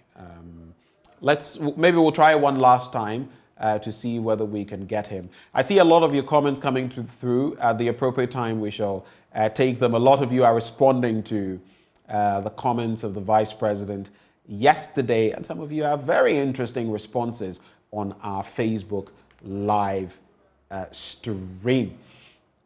So we have Professor Lord Mensah back with us. Prof, can you hear me? Yes, I All can right. hear you. So 2 quick matters, very quickly, to wrap the conversation. The first one was, do you genuinely feel, looking at the status of our economy currently, we're going to get an IMF program come the first quarter of 2023? And secondly, the 15% COLA that has been negotiated with Labour, how do you foresee that impacting our economy? Yes, if you look at the structure of the economy and the budget that we read, for 2022, if in the review, the budget review, the finance minister does not show any sign of, repentance or possibly give the signal. If he doesn't show any sign of repentance. Yes. Or possibly give the signal of being soft when it comes to expenditure, we may not get that program. So in other words, we must, as we approach the mid-year budget review, which was not delivered because of the IMF program, we must reduce spending. Exactly. Okay. That's how it's supposed to be. And make sure that, we give a direction that possibly our budget deficit, we reduce it completely. Because if you look at the 2022 budget, most of the indicators in there, expenditure and revenue generation line, they were not, on target. Okay. And so effectively, we have to show that signal of, being conserved in our, projections in the budget review. Then that will tone down and give some possible confidence to the investment community. And at the same time, the IMF that we're trying to engage. So can we get it or not? We'll get it only based on these factors, right? Yes, of course. Because you need to do your homework very well before they come in. But the IMF knows very well that what they give you will not be enough to restructure the economy. But they understand that they will give you that kind of hard benefit, which is the money they give you, and then the soft benefit, which is the discipline that they instill in the economy as far as our expenditure is concerned.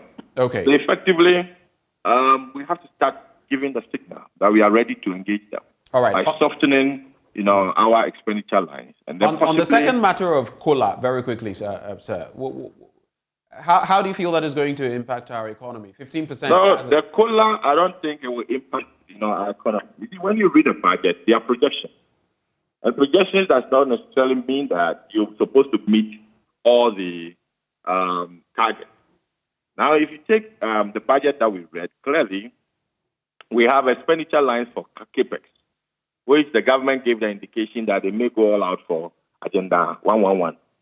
And then, we have other CAPEX in there.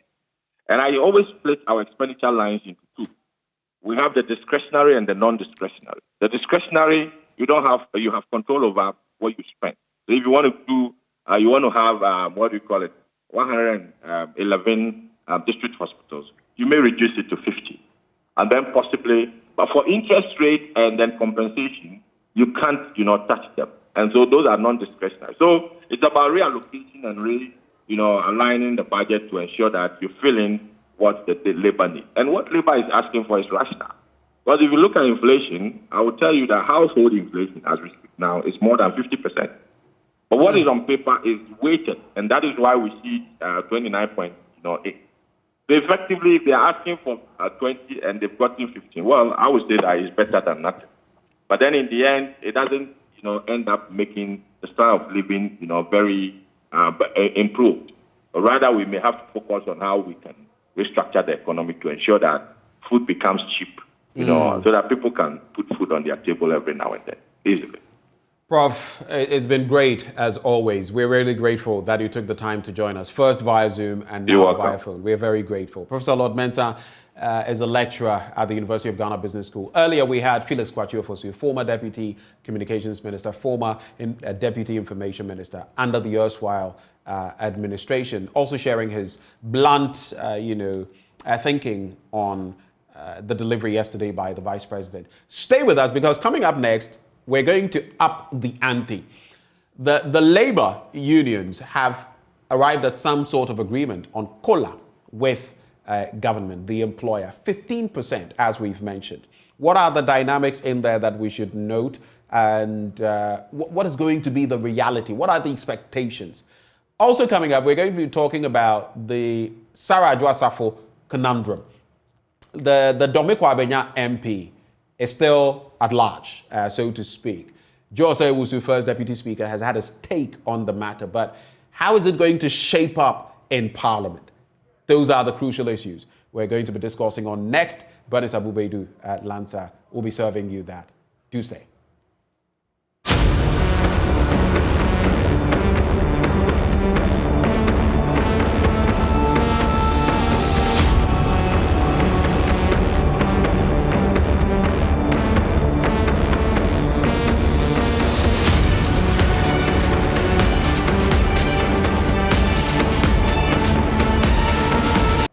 It's a pleasure to have you still glued to your seat here on the AM show. I'm Bernice Abubedu Lanza. It's now time to delve into the second half of the show and focus on our next big story, which has to do with the cost of living allowance. If you've been following the program, we've been touching on this almost every day because of the impact the strike, especially by the teachers, was having on teaching and learning. Today, we have some good news. Government and Labour have reached an agreement, 15% cost of living allowance to be paid from the 1st of July. It takes retrospective effect from the 1st of July. And we've got some key people in this whole decision-making process to have a conversation with this morning. Dr. Yalba is Executive Secretary of the TUC, and we have El Ankra, who is with the Fair Wages and Salaries Commission. So let me speak to Dr. Yalba. First off, let me find out from you what made you back down on your 20% demand. What I heard was we demanded 20%. Hello, Doc. Can you hear me? Hello, Dr. Yalba. Yeah, the line is not stable. But I want to find out, is your question why we demanded 20%? No, I'm asking why you backed down, why you reached that agreement with government for 15 instead of your the earlier 20% you demanded.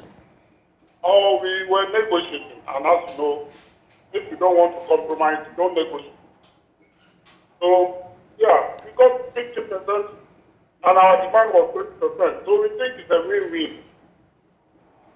So how did government manage to convince you? Because in earlier conversations with some heads of labor unions, it appeared that Labour was very strict on the 20%, even though they were yet to negotiate, or even though you were yet to negotiate with government. So how did government manage to convince you that 15% was the point of agreement?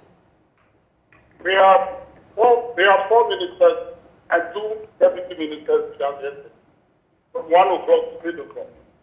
And the Minister for Finance was one of them. And it showed us a situation, and we thought that we should compromise a bit. And we agreed that we have to have a win-win situation. So that is why we came down to 15 instead of 20. Dr. Yalba, I appreciate the point of compromise, but I'm just asking what reasons government gave for which it could not afford the 20% you were demanding. Oh, the Minister for Finance showed us the figures. I don't know if I want to share all that from it. But for example, if government had paid us 20%, it was going to cost government over 5 billion Ghana. And the situation we have found ourselves in, we thought that we should come down a bit to allow government some space to spend on other social interventions. So we were not only thinking about ourselves as workers, but we were thinking about the whole country. So we came down a bit to allow some space, some fiscal space for government to do other social interventions. Doc, you represent workers in Ghana, and I remember sometime this week on the show, when we opened the phone lines, there were a lot of teachers who were calling, applauding leadership of the teacher unions for being steadfast in their demand for the cost of living allowance. Have you gotten a response from the people you lead? Are they satisfied with this agreement you've reached with government? Yeah, we have done this job for a very long time, and we have no doubt that our members will satisfy the 50%. Just finish on this. So I am very confident that you will get a very positive feedback from our members. But you haven't heard anything from them as we speak? Of course, people are making all kinds of noise and so on. But the majority are saying that you've done a good job. I have received a number of text messages who are saying, but as I said, we finished only yesterday. So it takes time for us to get a very meaningful feedback from our members. The ones I'm talking about are TUC members. But we are here to hear from the other leaders what their members think. But as I said, we are very confident that our members will be happy with 50%. Because remember, we got 7% for 2022. Now, if you add the 50% to 7%, we are talking about 22% disposable income increase. And that one, you can't get it better. Right, so there are many of your workers who are listening to us as we speak. Can you just explain to them what this means? We are told that it will take retrospective effect from July 1, 2022. Just in a layman's language, explain to members of the TUC and other labor unions what this means when they go for their salaries at the end of this month. Okay, we agreed the effective date is 3rd July. The implementation date, the Minister for Finance requested that we allow him time to go and plan the payment. So he will come back to us with the payment plan. And once we got the payment plan from the Minister, we will announce it to our Sorry, Doc, we are losing a part of your submission. The line is getting tricky over there. If I heard you right, you said that the effective day for payment of COLA is 1st July, as was rightly stated in the statement released. But you're saying that you don't know as of now what the implementation date will be. Yeah, what I'm saying is that the Minister at the negotiation table requested for some time to plan the payment. So the Minister will, in due course, engage with the leaders on the payment plan. So we are hoping that it will not take too long. And again, we needed to understand because the situation we are in is not a very normal situation. All right, so if you're watching us, what Dr. Ba is saying is that, yes, we have received the good news we want. We are getting COLA at 15%. But as of now, we don't know when it's going to hit your account or when it's going to reflect in your take-home. We need the finance minister to tell us that. All right. So finally, Dr. Yao-Ba, the labor unions, especially those who've been striking, have been advised to go back to work. Are you able to tell us if you've been able to confirm this morning if the teachers are back in the classrooms? No. You need to ask the teacher union. They will monitor that sector. All right, and before I let you go, right? Before I let you go, Doc, we know that prior to yesterday's engagement, the teachers were asked to rescind their decision on the strike so that negotiations could continue. Were they part of the negotiations yesterday?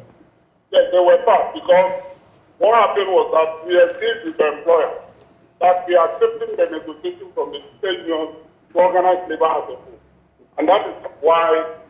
Government agreed that yes, they didn't want to negotiate with the teacher union because they were on strike.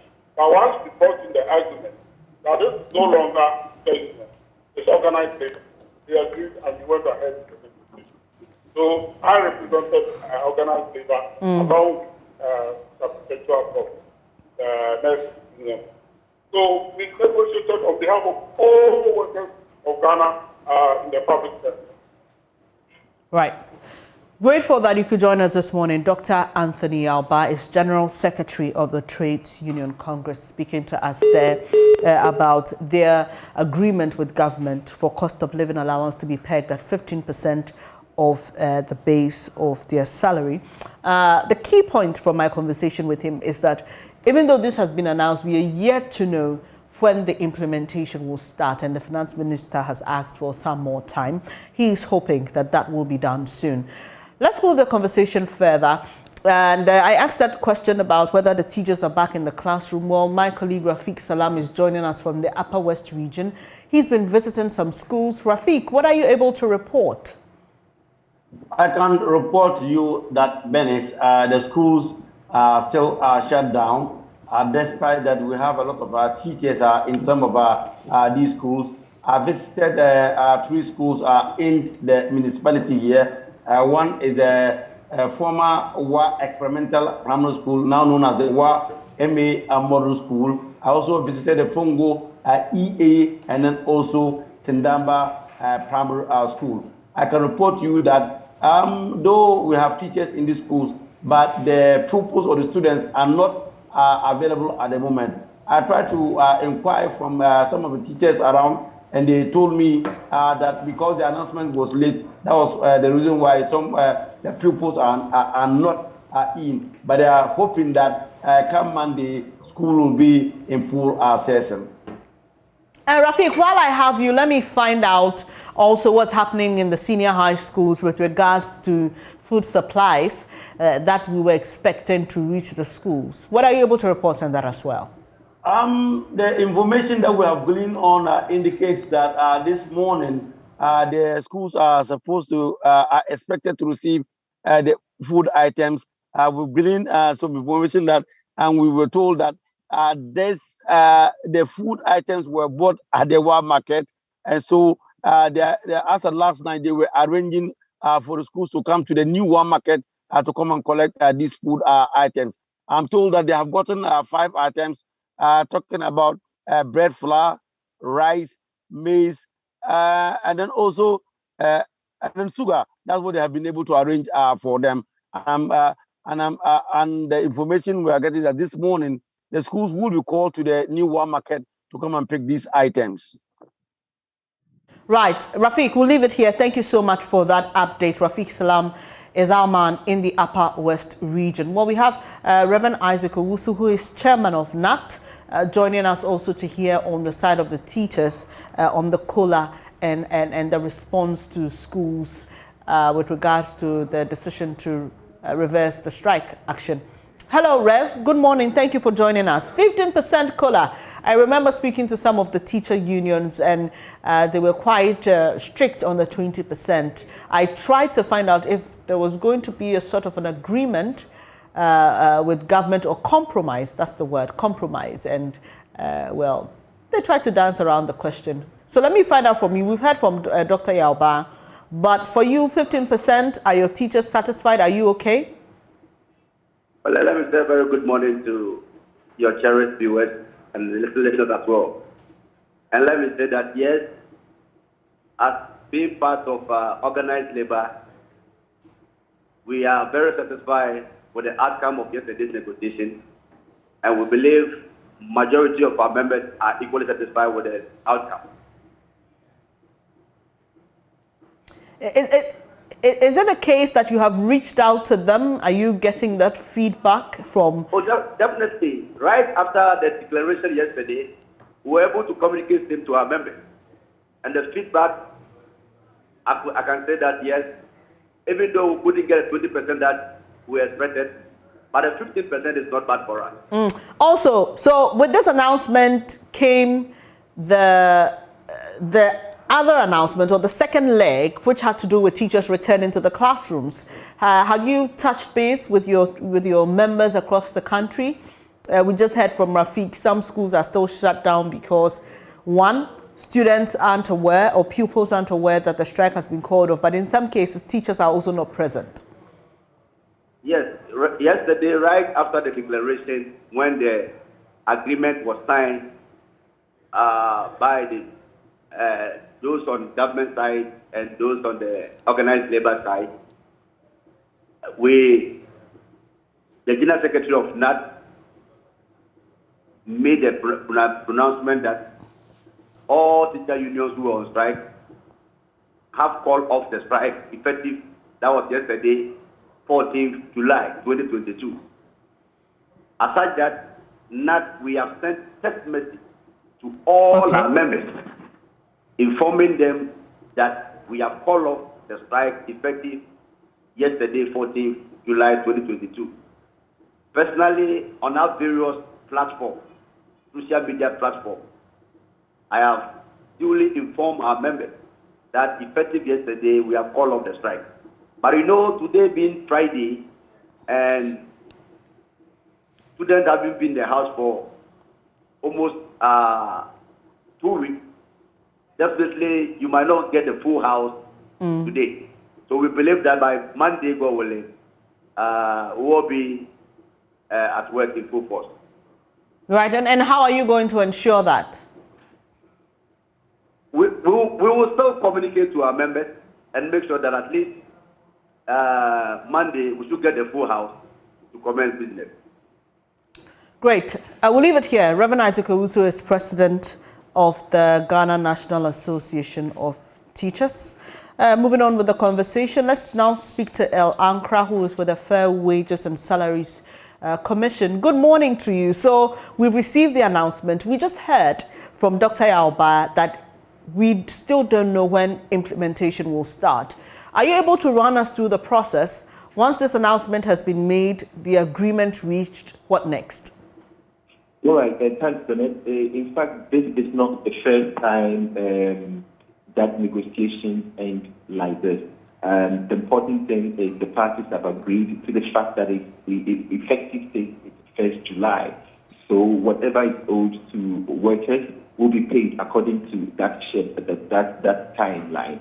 But when it comes to the implementation, of course, the Ministry of Finance will have to go back to their books and look at the expenditures in front of them and determine the schedule that they are going to go by, whether it's going to be effective at the end of the month or whether it's going to be maybe a lump payment of 2 months on 2 monthly basis. Those details will be figured out and we will get to know about it later. Both parties agree that the Ministry of Finance will have to go back to the drawing board and find out what the payment schedule will be, and they'll share that with us. And when that comes to us, I'll share that with you. But Mr. Ankra, is it the case that going into negotiation and agreeing at 15%, the Finance Ministry didn't know when it will be able to make payments? Is this how it is done? Is this the modus operandi? Do you agree before you cross-check when you'll be able to make payments? Well, the thing about negotiations is until it is concluded, you will never know what your figures are. I heard you earlier asking Dr. Yauba about why your word was compromised from 20 to 15. Organized labor, this is some of the experienced negotiators we have on the continent, the Ghanaian Labour Front, and they are very much aware that they don't come to the table on a staunch position of, let's say, 20% and not moving. So even before they came, they knew they will make compromises, but then they knew their cut-off point. In the same way, the employer also has an idea, but then depending on how the negotiation goes, you may not readily be able to determine how it will end. I believe the Ministry of Finance would have appreciated, would have been happier if the earlier submissions they made were taken. But then it happens like that. Once you are at the table, you have to be ready to make compromise. It is after that, then you go back and decide the schedule. Remember, the amount the Ministry of Finance can tell, just on a laptop, they'll be able to tell this is what it will cost if you aggregate it across the nation and across all the workers in the country. But then when it comes to the payment schedule, you are not looking just at salaries, you're looking at other government expenditures. So yeah, rightfully, and of course, the organized labor agrees to the fact that the ministry will have to go back and then in due course, the schedule of payment. So at this point, whose responsibility is it to ensure that the Finance Ministry honors its role of checking its books and announcing a date for implementation? Because we know it's happened in this country so many times when agreements have been reached when it comes to payments of salaries and allowances. And sometimes 3 months down the line, you have another strike being announced because government failed to honor its promise. You're right, Bennett. But then we'll have to take them on a case-by-case basis. I have every reason to believe that what we agreed on at the table will be paid as agreed, and the only outstanding stuff is the schedule. Remember, the Minister for National Security was there, Minister for Education was there, Minister for Employment and Labour Relations was there, the Minister of Finance was there, plus 2 deputy ministers, one finance, one for employment, and they both came with a determination to conclude the conversation and negotiation yesterday. I mean, there were instances where it looked as if the parties will have to go on a break and return possibly another day to continue. But then the government team was like, no, we have to conclude this today. And we also had instructions from the president saying we have to conclude.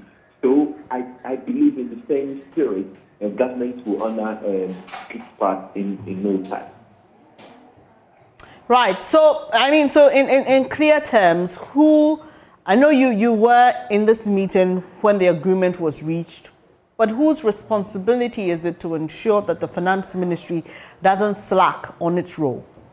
Well, I don't think the Finance Ministry needs someone to hold them at the waist saying, okay, honor your word. I mean, once they signed an agreement, I understand, of course, you come back with, of course, they signed previous agreements and there's been issues like this. Those issues are not necessarily because government does not want to pay, they're because of the payment schedule, where I believe availability of funds. They are looking at what is in the coffers as we speak. They are looking at other expenditures that have to be dealt with, and they are looking at many other scenarios. So once they're done with that, they will announce it in due course. I believe in the next week or couple of weeks, possibly less than that, we will get to know what the schedule is. And once the schedule has been agreed to, Controller and Accountant General Department gets the instruction and they pay on schedule. Thank you for joining us this morning, El. El Ankra is Head of Public Affairs at the Fair Wages and Salaries Commission, and we've been talking about the agreement reached between government and labour union on 15% of cost of living allowance to be paid them. The big one we are getting this morning is that we are yet to receive information from the Finance Ministry on when this will be implemented. And so do stay with us. We'll be keeping our eyes on it, and we will furnish you with the details when they are available.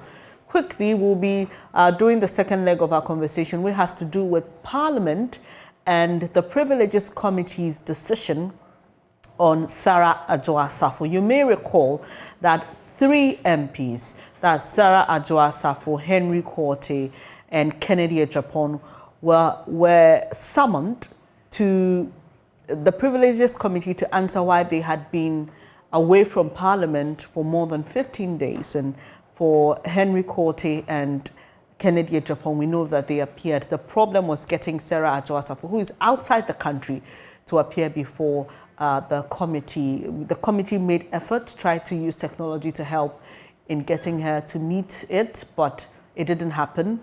And so what we are learning now is that the report is supposed to be submitted to the plenary, but the chairman of the committee, who is also the deputy speaker, Joseph Osei-Wusu, has asked the Clerk of Parliament to declare her seat vacant. The minority is unhappy about that. We'll be having a conversation on that shortly with Samuel Obing, who is with Parliamentary Network Africa, and Inusa Fuseni, who is a former member of Parliament and obviously a lawyer as well. But while we wait to get ready for that conversation, hello Ghana, happy moment is here. Let's storm World Cup Qatar 2020 with Storm Energy Drink, Puma Soft Drinks and Awake Drinking Water from Casa Preco Company Limited. Simply buy your favorite Storm Energy Drink, Puma Soft Drinks and Awake Drinking Water Text the 4-digit unique number on the neck of the bottle to short code *780# option 2. *780# option 2 and follow the prompt on all networks for free. Be one of the lucky winners to this year's World Cup in the monthly draw. You can also win TVs, fridges, microwave ovens, mobile phones, home theaters, free drinks and more instantly. Please don't waste time. Grab a bottle of Storm Energy Drink, Puma soft drinks and awake drinking water and let's storm Carter this World Cup. This promotion is on the NLA Caritas platform and this advert is FDA approved. Terms and conditions apply.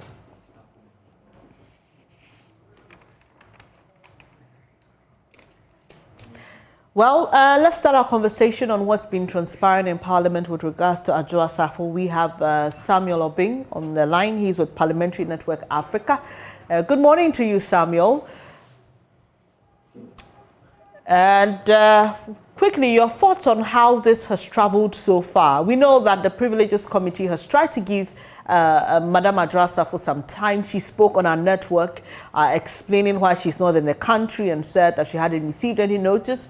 The committee published in the dailies, there were adverts placed, they were just trying to reach her, but they've still not been able to reach her.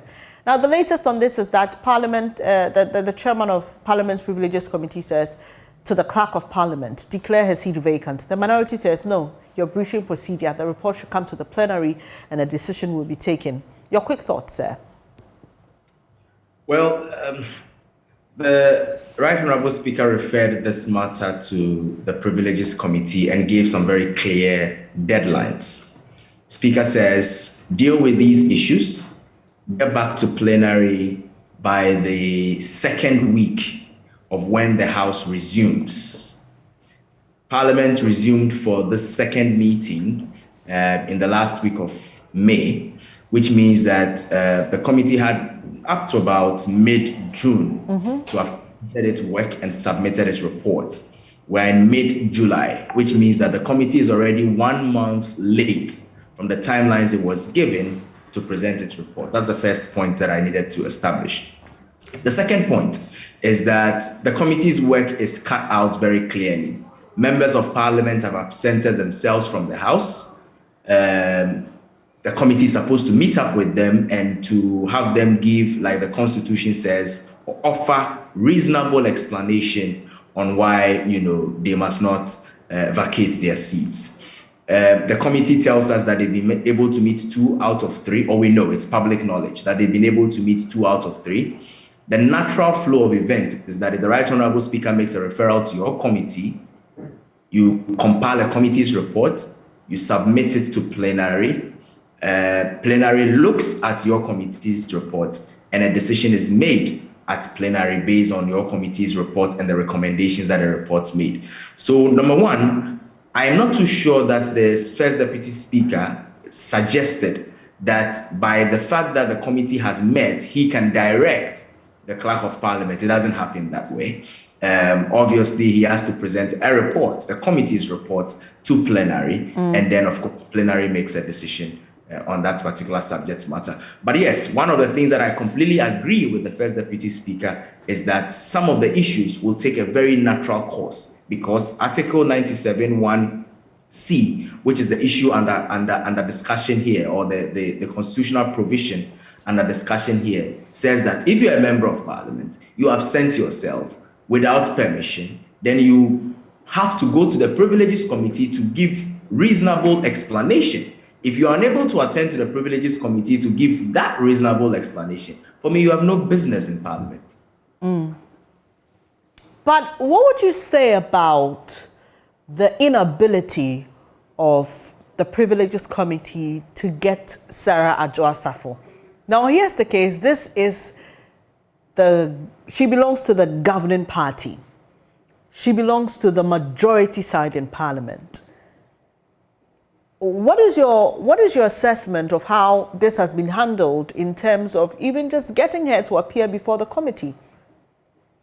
Well, I'm not too sure I would like to describe it as the inability of the committee to get the Honourable Member of Parliament for Dom Kwabenya, Madam Adwoa Safo.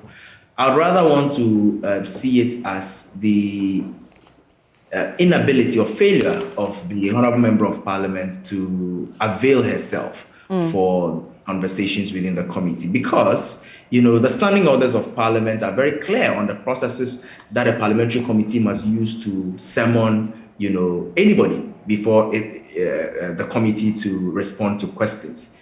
And I think that this committee did that and even more. In fact, sometimes I wonder whether they've not set a new precedent on how they would, parliamentary committees will now have to summon people, because they went way, way, way beyond, what is known, what is regular parliamentary practice. Sammy, sorry, yeah. The reason I said their inability to, I said the context. The context is she is a member of the governing party.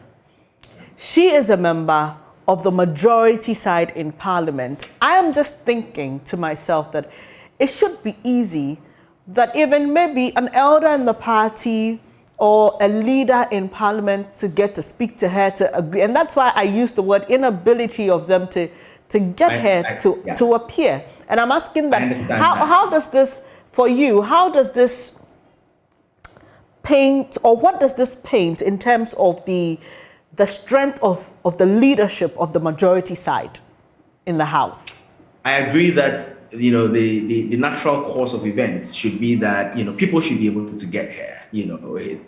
It's very unfortunate, and for me it's very, very surprising. Remember that not only was she absent for more than 15 sitting days in the last session of Parliament, which is last year, which is actually the subject of the referral, but as it stands now, she has actually also been absent for 7 months straight in this new year. So to be absent for that long, to not have your party people in Parliament, your whips in Parliament, your leadership in Parliament, to get you to attend the Privileges Committee or to return to your parliamentary duties, is very, very surprising to me. And I think that whereas we may want to, question how it is that whips and leadership of parliamentary groups are unable to get their members to attend to the House to answer to deal with such matters after such long absence, we also must be minded about the fact that we've heard from the group she belongs to, the caucus she belongs to, the majority in Parliament, and some of the leaders within the majority, including the whips, talk about how frustrated they are about, getting here, and how, many people even within the party structure has tried to get here. And that is why, Joy News was actually applauded a couple of weeks ago when you were able to pull her on Zoom to have a conversation. I find it to be very, very unfortunate, but at this point, I think with the information that is within the public domain, it is quite clear that, the group she belongs to had probably done their best, and it's just a matter of somebody who probably has a decision well made and knows probably the game plan that she's following. Let me bring in Inusa Fuseni into this conversation. He joins us via phone, a former member of Parliament for Tamale Central. Good morning, and thank you for joining us, Mr. Fuseni. Have you ever seen anything like this pan out in Parliament? Never in my 14 years in Parliament. Never have I seen such a thing. And never have I ever seen an MP behave with such a level of impunity. So this has traveled for quite some time. We know all the drama associated with how the committee wanted to reach her and her response, and the concern that even her party has not been able to call her to just appear. Well, she appeared on the Pulse here on Joy News, and she said she had spoken to the president and she has valid reasons why she cannot be in the country. So that's on the side of her role as a minister. She is an MP and she belongs to a house which has rules and regulations and expectations of a member of Parliament. How will you assess the performance of her leadership and why 7 months on, even into this year, she hasn't set her foot in Parliament? Well, it tells a lot of the leadership of the majority in Parliament. I mean, Article 97.1c is very clear. Article 97.1c frowns upon delinquency. I mean, takes the representational role of a member of parliament very seriously. Article 97(1) or 97 doesn't talk about a member of parliament attending parliament and not contributing to debates or attending committee meetings. But it talks about a member of parliament vacating his or her seat if she fails to attend parliament for 15 sitting days in a meeting.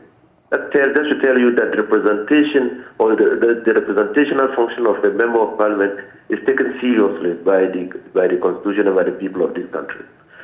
So a member of parliament absenting herself in the first place, even if not for 15 days, must have the permission of his caucus.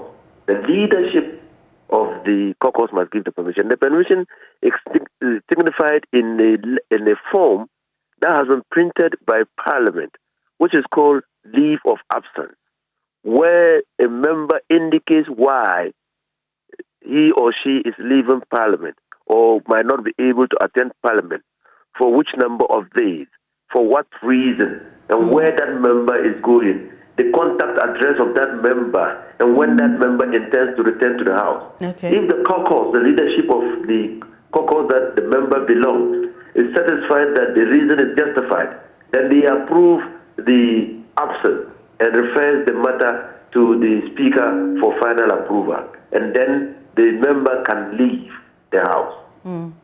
But other than that, you cannot just absent yourself from parliament for any number of days without the approval of your caucus. Okay, so the latest on this is that the chairman of Parliament's Privileges Committee, Joseph Osei-Wusu, who is also the Deputy Speaker of Parliament, has asked the clerk to declare her seat vacant. The minority is not excited about this because, per the procedures as we know it to be, there's supposed to be a submission of a report to the plenary. But yes, and that has not happened, and they feel that the chairman of the Privileges Committee has jumped the gun.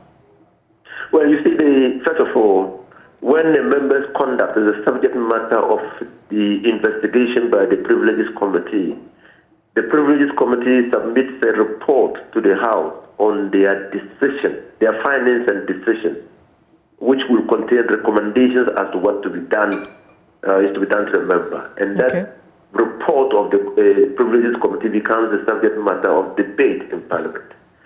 Now, the Article 97(1)(c) poses a little challenge. It starts with an emphatic declaration. A member's seat shall become vacant. A seat shall become vacant. You know, so it's mandatory. The vacancy appears to be automatic, and that if the member fails to meet the requirement in Article 97(1)(c). Now, but whether the explanation is reasonable or not, whatever explanation is offered by a member whose conduct is the subject matter of investigation by the Privileges Committee, the explanation and the report and the decision of the committee must be presented to Parliament. In the case of Adjo Safo, she didn't appear, so there is no explanation. There must be a decision of the House. The House must present a report indicating attempts that they have made to get in contact with Adjo Safo, because it is Article 97(1)(c) embodies principles of natural justice. That you can't punish somebody without first listening to that person. And that's why a reasonable explanation is required. Now, and that punishment is dire. It's so dire. Has serious consequences for that member. I mean, the member's political career, member's life. And so, when a person fails to appear, the committee must inform Parliament the attempts they have made to get to the member. The decision, that committee, not the chairman of the committee, the decision the committee has arrived at, and the recommendation to the speaker. And that becomes the subject matter of debate in the House. So I'm just reading a story on my Joy Online, which was published just now. No decision has been taken on Adjo Safo's seat. That's according to ABA Fuseni. Let me just bring some details of that story and I'll take your thoughts. Member of the Privileges Committee, Al-Hassan Bashir Al-Hassan Hussaini, has refuted claims that the seat of the Domi Kwabenya MP, Adwoa Safo, is vacant. Addressing the media in Parliament, the Sanarugu MP said the assertion is an, quote, absolute pathological lie. This comment is against the backdrop of the chairman of the Privileges Committee, Joseph Osei-Wusu, stating that the Domi Kwabenya constituency seat is vacant. Now, as you've just explained, there's a problem with how it's stipulated in the law. And so if I got your explanation right, even before the Privileges Committee will come up with its report, once the person has absented themselves for more than 15 days, automatically the seat is vacant. So does Mr. ABA Hussaini have a point here? Automatically the seat is vacant. That's prima facie. Prima facie. That is on the face of it. And that is why 9071C says that the person must appear before the Privileges Committee. Okay. That's why. So automatically the membership shall become vacant when that person absents, or if that person absents him or herself for 15 days and fails to give a reasonable explanation to the Privileges Committee. And so in this case, so Mr. Hussaini, sorry to interject. In this case, Madam Adwoa Safo says she's explained to the president while she's away, but she hasn't given an explanation to the House. So based on what you just said, without a reasonable explanation, she's been afforded the opportunity to give an explanation. She hasn't done that. So is the chairman of the Privileges Committee wrong when he says that, no, declare her seat vacant? No, the chairman cannot say that.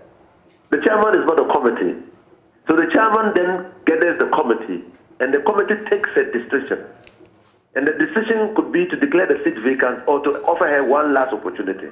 And then report the decision to the House and recommend to the Speaker on what to do. Even if the decision is to declare the seat vacant, it is the Speaker of Parliament who will declare it vacant and direct the clerk to inform the Electoral Commission of the vacancy of a seat in Parliament.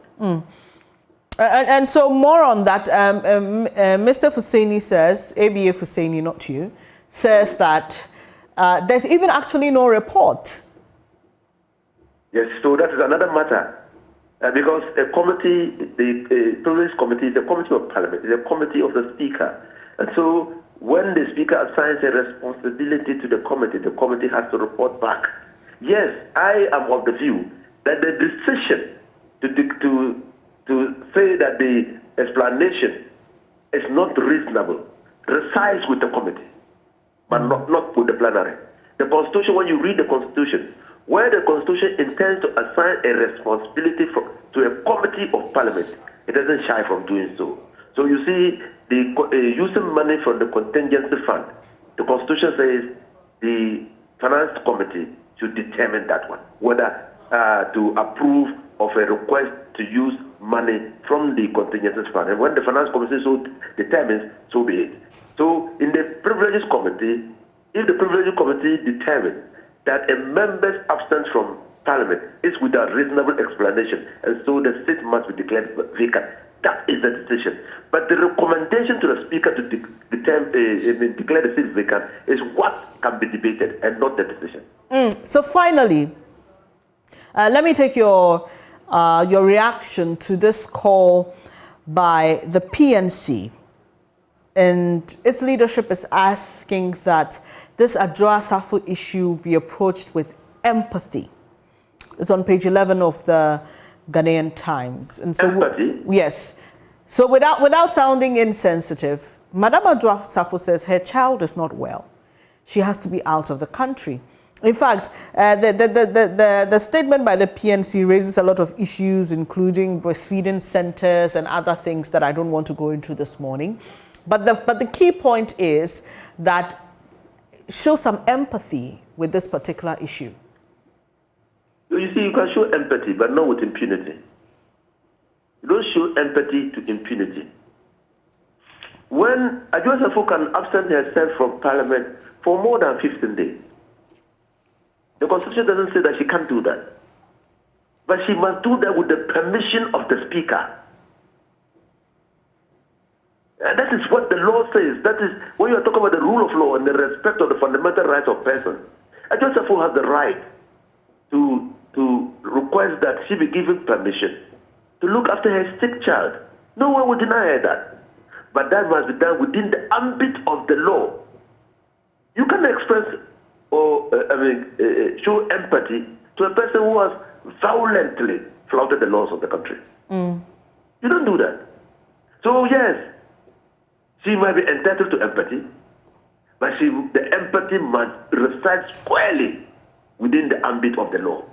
That she's followed the procedures, she's abided by the dictates of Parliament, she's requested for permission to absent herself for a number of days, she's renewed the request because the situation is still existent, and so she's within the remit of empathy. That is, we as a country, Parliament as an institution, is showing empathy towards them. But if you decide to behave with impunity, how can you say you are entitled to empathy? Before you go, Mr. Fuseni, she says she spoke to the president, she got his permission. As a gender minister and a member of the executive. Now let's come to Parliament. She didn't speak to the Speaker of Parliament. She didn't get his permission as stipulated by law.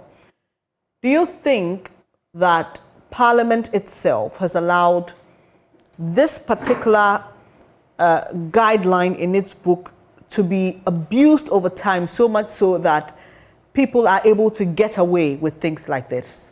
Yes, in Parliament, I know of a member of Parliament, I think in the Sikh Parliament, who has submitted himself for more than a year in Parliament. So Parliament itself has allowed itself to be treated with contempt. What has brought this matter to the fore, in my view, is the fact that Parliament is now evenly divided between the ruling party and the opposition. And so every person counts, every MP counts.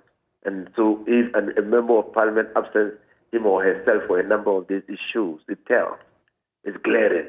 You can see it. And so members will act. And that is what has gotten Ajua into this situation.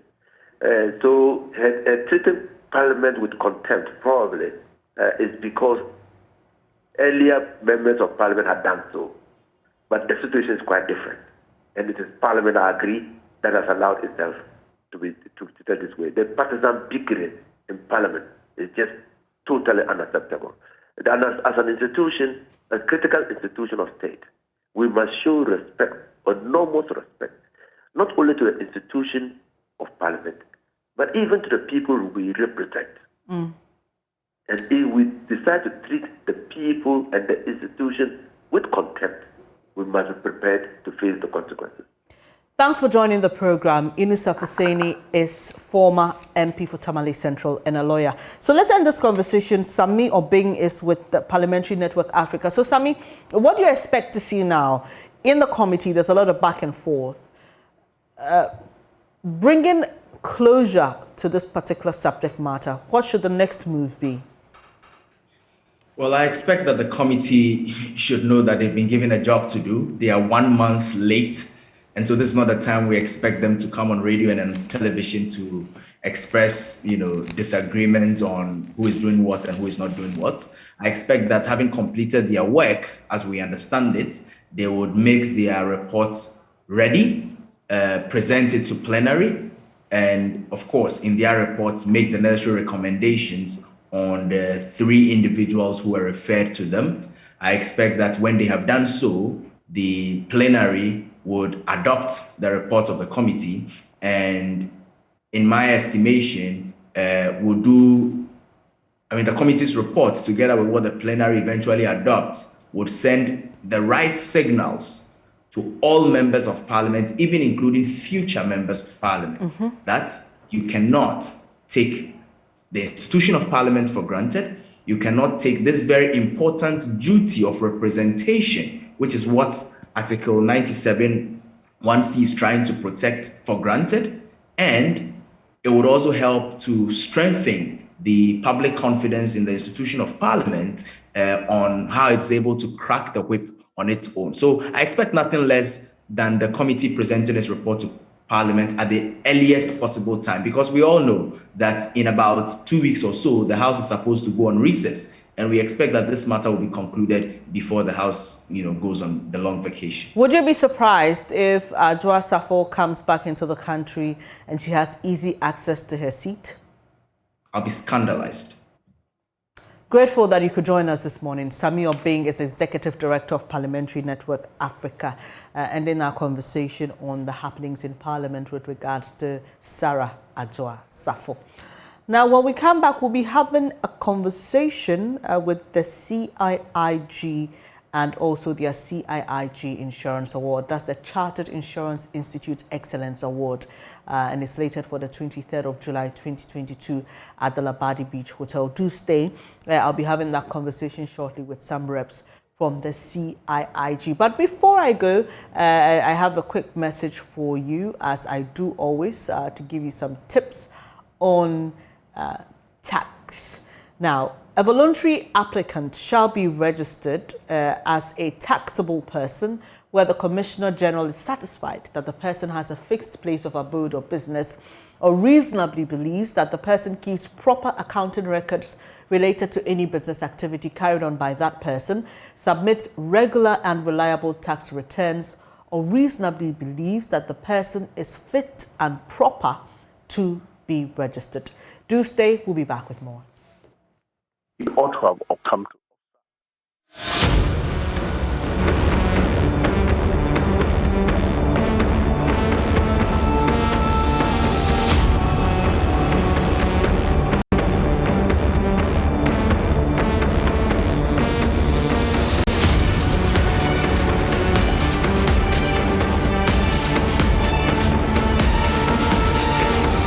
Thank you so much for staying here on the AM show. It's now time to talk about the Chartered Insurance Institute Excellence Award, slated for the 23rd of July 2022 at the Labadi Beach Hotel. Joining us for a conversation is Teria Ben Ahmed. He's president of the Chartered Insurance Institute, and Daisy Stead, she's member of the Chartered Insurance Institute Awards Committee. Thank you so much, lady and gentleman, for joining me. You see a smile on my face because we're having a discussion about insurance before coming on air. I'll let you in a little bit on that conversation, but let's start with why we're here. Let me start with you, Daisy. Tell us more about the CIIG. The CIIG is a body corporate that is set up to monitor and regulate, not regulate, but to monitor individuals and companies to ensure that we are all doing the international standards. We are conforming to the international standards and practice. So we kind of make sure that all those who are chartered remain in their line of work, and they are able to perform as they are rightfully supposed to. So why an insurance awards? I'm always concerned. I remember having a conversation with one minister here on why we need to award state-owned enterprises for meeting their targets. I mean, I think sometimes we are fixated about awards, but if the reasoning behind it is okay, I think that you would want to explain to us why we need to have a CIIG awards. Thank you, Bernice. I think you've asked a very, very important question. Why the CIIG Insurance Awards? And like you did indicate, before we came on set, you were asking some questions about insurance already. In fact, by the discussions we had before we came on set, you have actually established why we need to deal with those insurance awards. Because if you don't tell your story, nobody's going to tell it for you. If you look at the NIC annual report of 2020, the insurance industry generated revenue of 4.2 billion. Out of the 4.2 billion, we paid claims of 1.3 billion. If you average it, we are paying about 3.6 million in claims on a daily basis. Who are doing this? The insurance companies and the insurance professionals in these entities are the people processing these claims on a daily basis and paying them out. So I put it to you, Bernice, that insurance pay claims, and we pay significant claims. But until we come here and share these information with you, we might think that insurance is not doing as much as it has to do because of maybe one unfortunate experience that one person may have, or somebody has a policy and he hasn't had a claim for, say, 5 years. So you think, I'm just giving the insurance company free money. We need to let you know how many claims we are paying on a daily basis, and that's why I started from there. But why the CIG Insurance Awards? Like my sister did indicate, the Chartered Insurance Institute of Ghana is a professional body for insurance practitioners. And so as a professional body like the likes of CA Ghana, ACCA, CIMG, and all of that, we are a body where the professional insurers in Ghana belong to. And we as professional insurers find it necessary to ensure that we identify and recognize the contribution of insurance professionals in as far as the insurance industry is concerned, so that we can encourage the right behaviors, so that we can continue to build on the trust that you want to see in insurance. So we can always let you appreciate what insurance is doing to the development of communities in Ghana as a whole. There's so much we are doing, and we're utilizing these awards to bring out the many good things a lot of the individuals and companies involved in insurance are doing. For the first time, what we're trying to do is not just focus on life insurance, general insurance, but there's also health insurance as well. And the health insurance is regulated by the National Health Insurance Authority. Imagine the impact of health insurance in this country. So when we think about insurance, then it is not only about motor insurance. I like that. That's a good one. That was a good one. So tell me how you were going to assess these professionals, Daisy, because I'm sure you haven't told us your numbers yet, but I'm sure you're reaching the thousands, if not the hundreds of thousands. So how do you handpick, say, a product or a person to say you deserve an award, so we're going to give it to you? Okay, so this awards ceremony is open to everybody, every professional, insurance professional, every insurance company, reinsurance company, stakeholders is open. So we are not going individually to assess. We created a nomination platform where people file their nomination, but be aware that the institute, we mandated an awards committee. And the awards committee also mandated an awards panel. So, and the awards panel is also regulated by KPMG. So then when the nominations are filed, everything goes to KPMG straight away.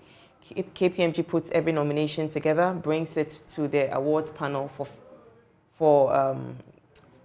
they bring it to them for compilation and then for scoring. Okay. Before that, the award panel created a criteria.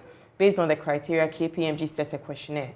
And based on that, when KPMG receives the nominations, based on the criteria set by the award panel, they put every person that filed their nomination in perspective and then score it, give it back to the award panel. The award panel then does the scoring, gives it back to KPMG, and then KPMG collates everything together and brings out whoever is going to win. So from that process onwards, nobody really knows who is going to win in a particular category. So it's very free, it's very fair. Nobody's paying anything. You can't pay me because I don't even know how I'm going to help you out. Yeah. So yeah. I mean, so if someone is watching and says, oh, I didn't know about this, I'm an insurer and I want to file my nomination. Is it too late for this year? It's too late. Too late. Maybe next year. And you have to be a member of the CIIG first, right? The scope of the awards, I'm not saying, of course, covers the insurance professionals who are members. It also looks after partners as well. And then, of course, the insurance companies are also involved in that. But just to reiterate what my colleague has just indicated, I think that you agree with me that when it comes to awards of any form and shape, what is important is to ensure the credibility of the awards. And I think we can go on and on about credibility of awards in this country. So as she indicated, you've got a governing council of the CIG that plays a bigger oversight role over the whole process. And what we have done then is to make sure that as a council, we have an awards committee that is appointed and giving the authority and responsibility to run the awards end to end. The awards committee then appoints awards panel as indicated, chaired by Ms. Ajo. The awards committee is chaired by the former Commissioner of Insurance, Ms. Lalibabawa. And then the awards panel set the criteria, and there are 4 major categories of the awards. They set a criteria for each of the awards and then shares it with an independent auditor, one of the top 4 in this country. And based on the criteria set, the independent auditor will come up with a set of questions to elicit relevant information that will enable entries to be assessed based on the criteria. Now, entries are sent directly to the auditors. The auditors compile and bring it back to the awards panel, who will then assess against the set criteria and individually and independently score and send it back to the independent auditor, who will then put everything together, and then the awards panel itself will not even know who is going to win. Okay, so it's enclosed until end to end, and it is on the day of the event, 23rd of this month, that we'll know who is winning. So credibility of the awards is very important to us because of the objective we seek to achieve, to promote insurance practice excellence in Ghana. So who and what will be awarded? So we have 4 major categories. We have a universal category, the general life and reinsurance category. We have the broker category, and then we have the health insurance category. And out of these 4 main categories, if it is, say, health insurance is the best health company, best product, insurance professional of the year in the universal category, best insurance agent of the year. I mean, the awards has noted that insurance agents play a very critical role in as far as insurance delivery is concerned. And it is also looking at how to acknowledge and reward the insurance agents as well. So, I mean, you've told us why this award is important, but tell us what separates it from others that we've seen in this country. What makes this different? Like my president said, credibility, promoting excellence, integrity. Like you were asking us prior to the show starting, we want to make sure that everything and everybody we award is deserving of the award. Because of that, we don't even know who is going to win. You can't bribe anybody. In fact, there's no avenue opportunity to, because if you give somebody any money, it's not going to guarantee you anything, because we have no idea. There is an independent auditor, that's KPMG, who is ensuring that the people that they nominate as winners are deserving of it, because before you file your nominations, a lot of questions are asked based on your performance in the industry. Even data from the Insurance Commission is also added. So it's very critical. You can't really, it's very different. You can't pay anybody to do anything for you. All right, and you don't get voted to win. No, okay. So let me just add one very important thing to what Daisy has just indicated. Okay. So we had the first of the Meeting Awards in November 2020, and we opened up for feedback. So one of the major feedback that we had was because there was voting as part of the process of the first awards. We found out that in order to improve the process, you need to take out the voting, because the voting can sometimes bring out a winner by virtue of vote, not necessarily by virtue of some of the things that we are looking out for. Yeah. So we took out the voting process. And now it is based strictly on the criteria, the entries made, the information provided, externally verified. And I tell you, the awards committee has done such a fantastic job, and we can't thank them enough. Ladies and gentlemen, I can't thank you enough for coming this morning. I wish we had more time so we delve into other issues besides the awards, but we will invite you again, because I have a lot of questions for you as insurers, and what exactly insurance is all about, and why a lot of Ghanaians may be averse to insurance. But we'll do that on another day. Thank you so much, Teria. But we are wrapping up. Your final words in a minute. So I extend an invitation to everybody. If the event is happening on the 23rd of this month at the Labadi Beach Hotel, please join us to reward excellence in insurance, because you want to be able to see insurance do a lot more. You want to be able to hear a lot more about insurance. Come and see the insurance professionals and insurance companies that are doing great in as far as insurance is concerned. Is this a ticketed event? Yes, but I mean, once you contact Daisy, and Daisy can put out her contact. Once you contact Daisy, definitely you can have an opportunity to join our event. So for non-members, people who are not part of the CIIG, you pay 500 cedis for a ticket, and those who are members, you pay 400 Ghana cedis. All right. So just quickly, a way to contact for the ticket? Yes, on 0244 another 441195. All right, so that's Daisy Stead, and we had Teria Ben Ahmed, who's president of the CIIG, joining us for this conversation. Thank you so much. We'll be back. When I say we, Benjamin and I will be back to wrap up the show. Do stay. And this weekend, yes, the big one for the NPP happens on Saturday, and this is your election headquarters. We start coverage tonight, and we'll bring you the best. We'll be bringing you our team, Winston Amwa, Evans Mensah, Benjamin Akakpo, I'll be coming away tomorrow as we get into Aisha Ibrahim. Oh, yeah. The entire team. It's a big team. Arabakumsin. We're going to be dropping it like it's hot. Yeah. Tomorrow at the Accra Sports Stadium, it's going down. And, you know, this is crucial because guess what? They are going to be electing their national executive. It doesn't get any bigger. And it's not only crucial because they're electing their national executive, it gets crucial because they have an agenda to break the 8, which hasn't happened before. Will it happen with them? Only time will tell. But this time, the NPP thinks that it's time to break the 8. It's interesting because we've seen quite a number of people pull out of the race. Charles Bisu. A number of them. Charles Bisu. Ayikwe Otu. 11th hour, Ayikwe Otu for the chairmanship race and all of that. But speaking of the chairmanship, it's going to be a battle of the Stevens, as some would allude to, because we have Stephen Ayesu in the team, a perennial contender. I think this is his 5th time also. And then we have Stephen Asamoah Boateng, Asabi. So Steve versus Steve. Which one will stand? Which one will fall? Some are saying that. I've heard calls in the past, some people suggesting that Asabi should Jama, the other Steve, for here.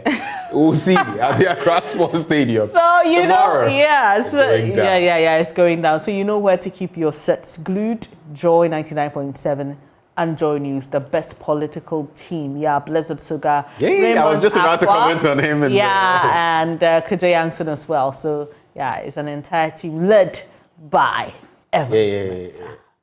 The guy whose head is like my own, you know.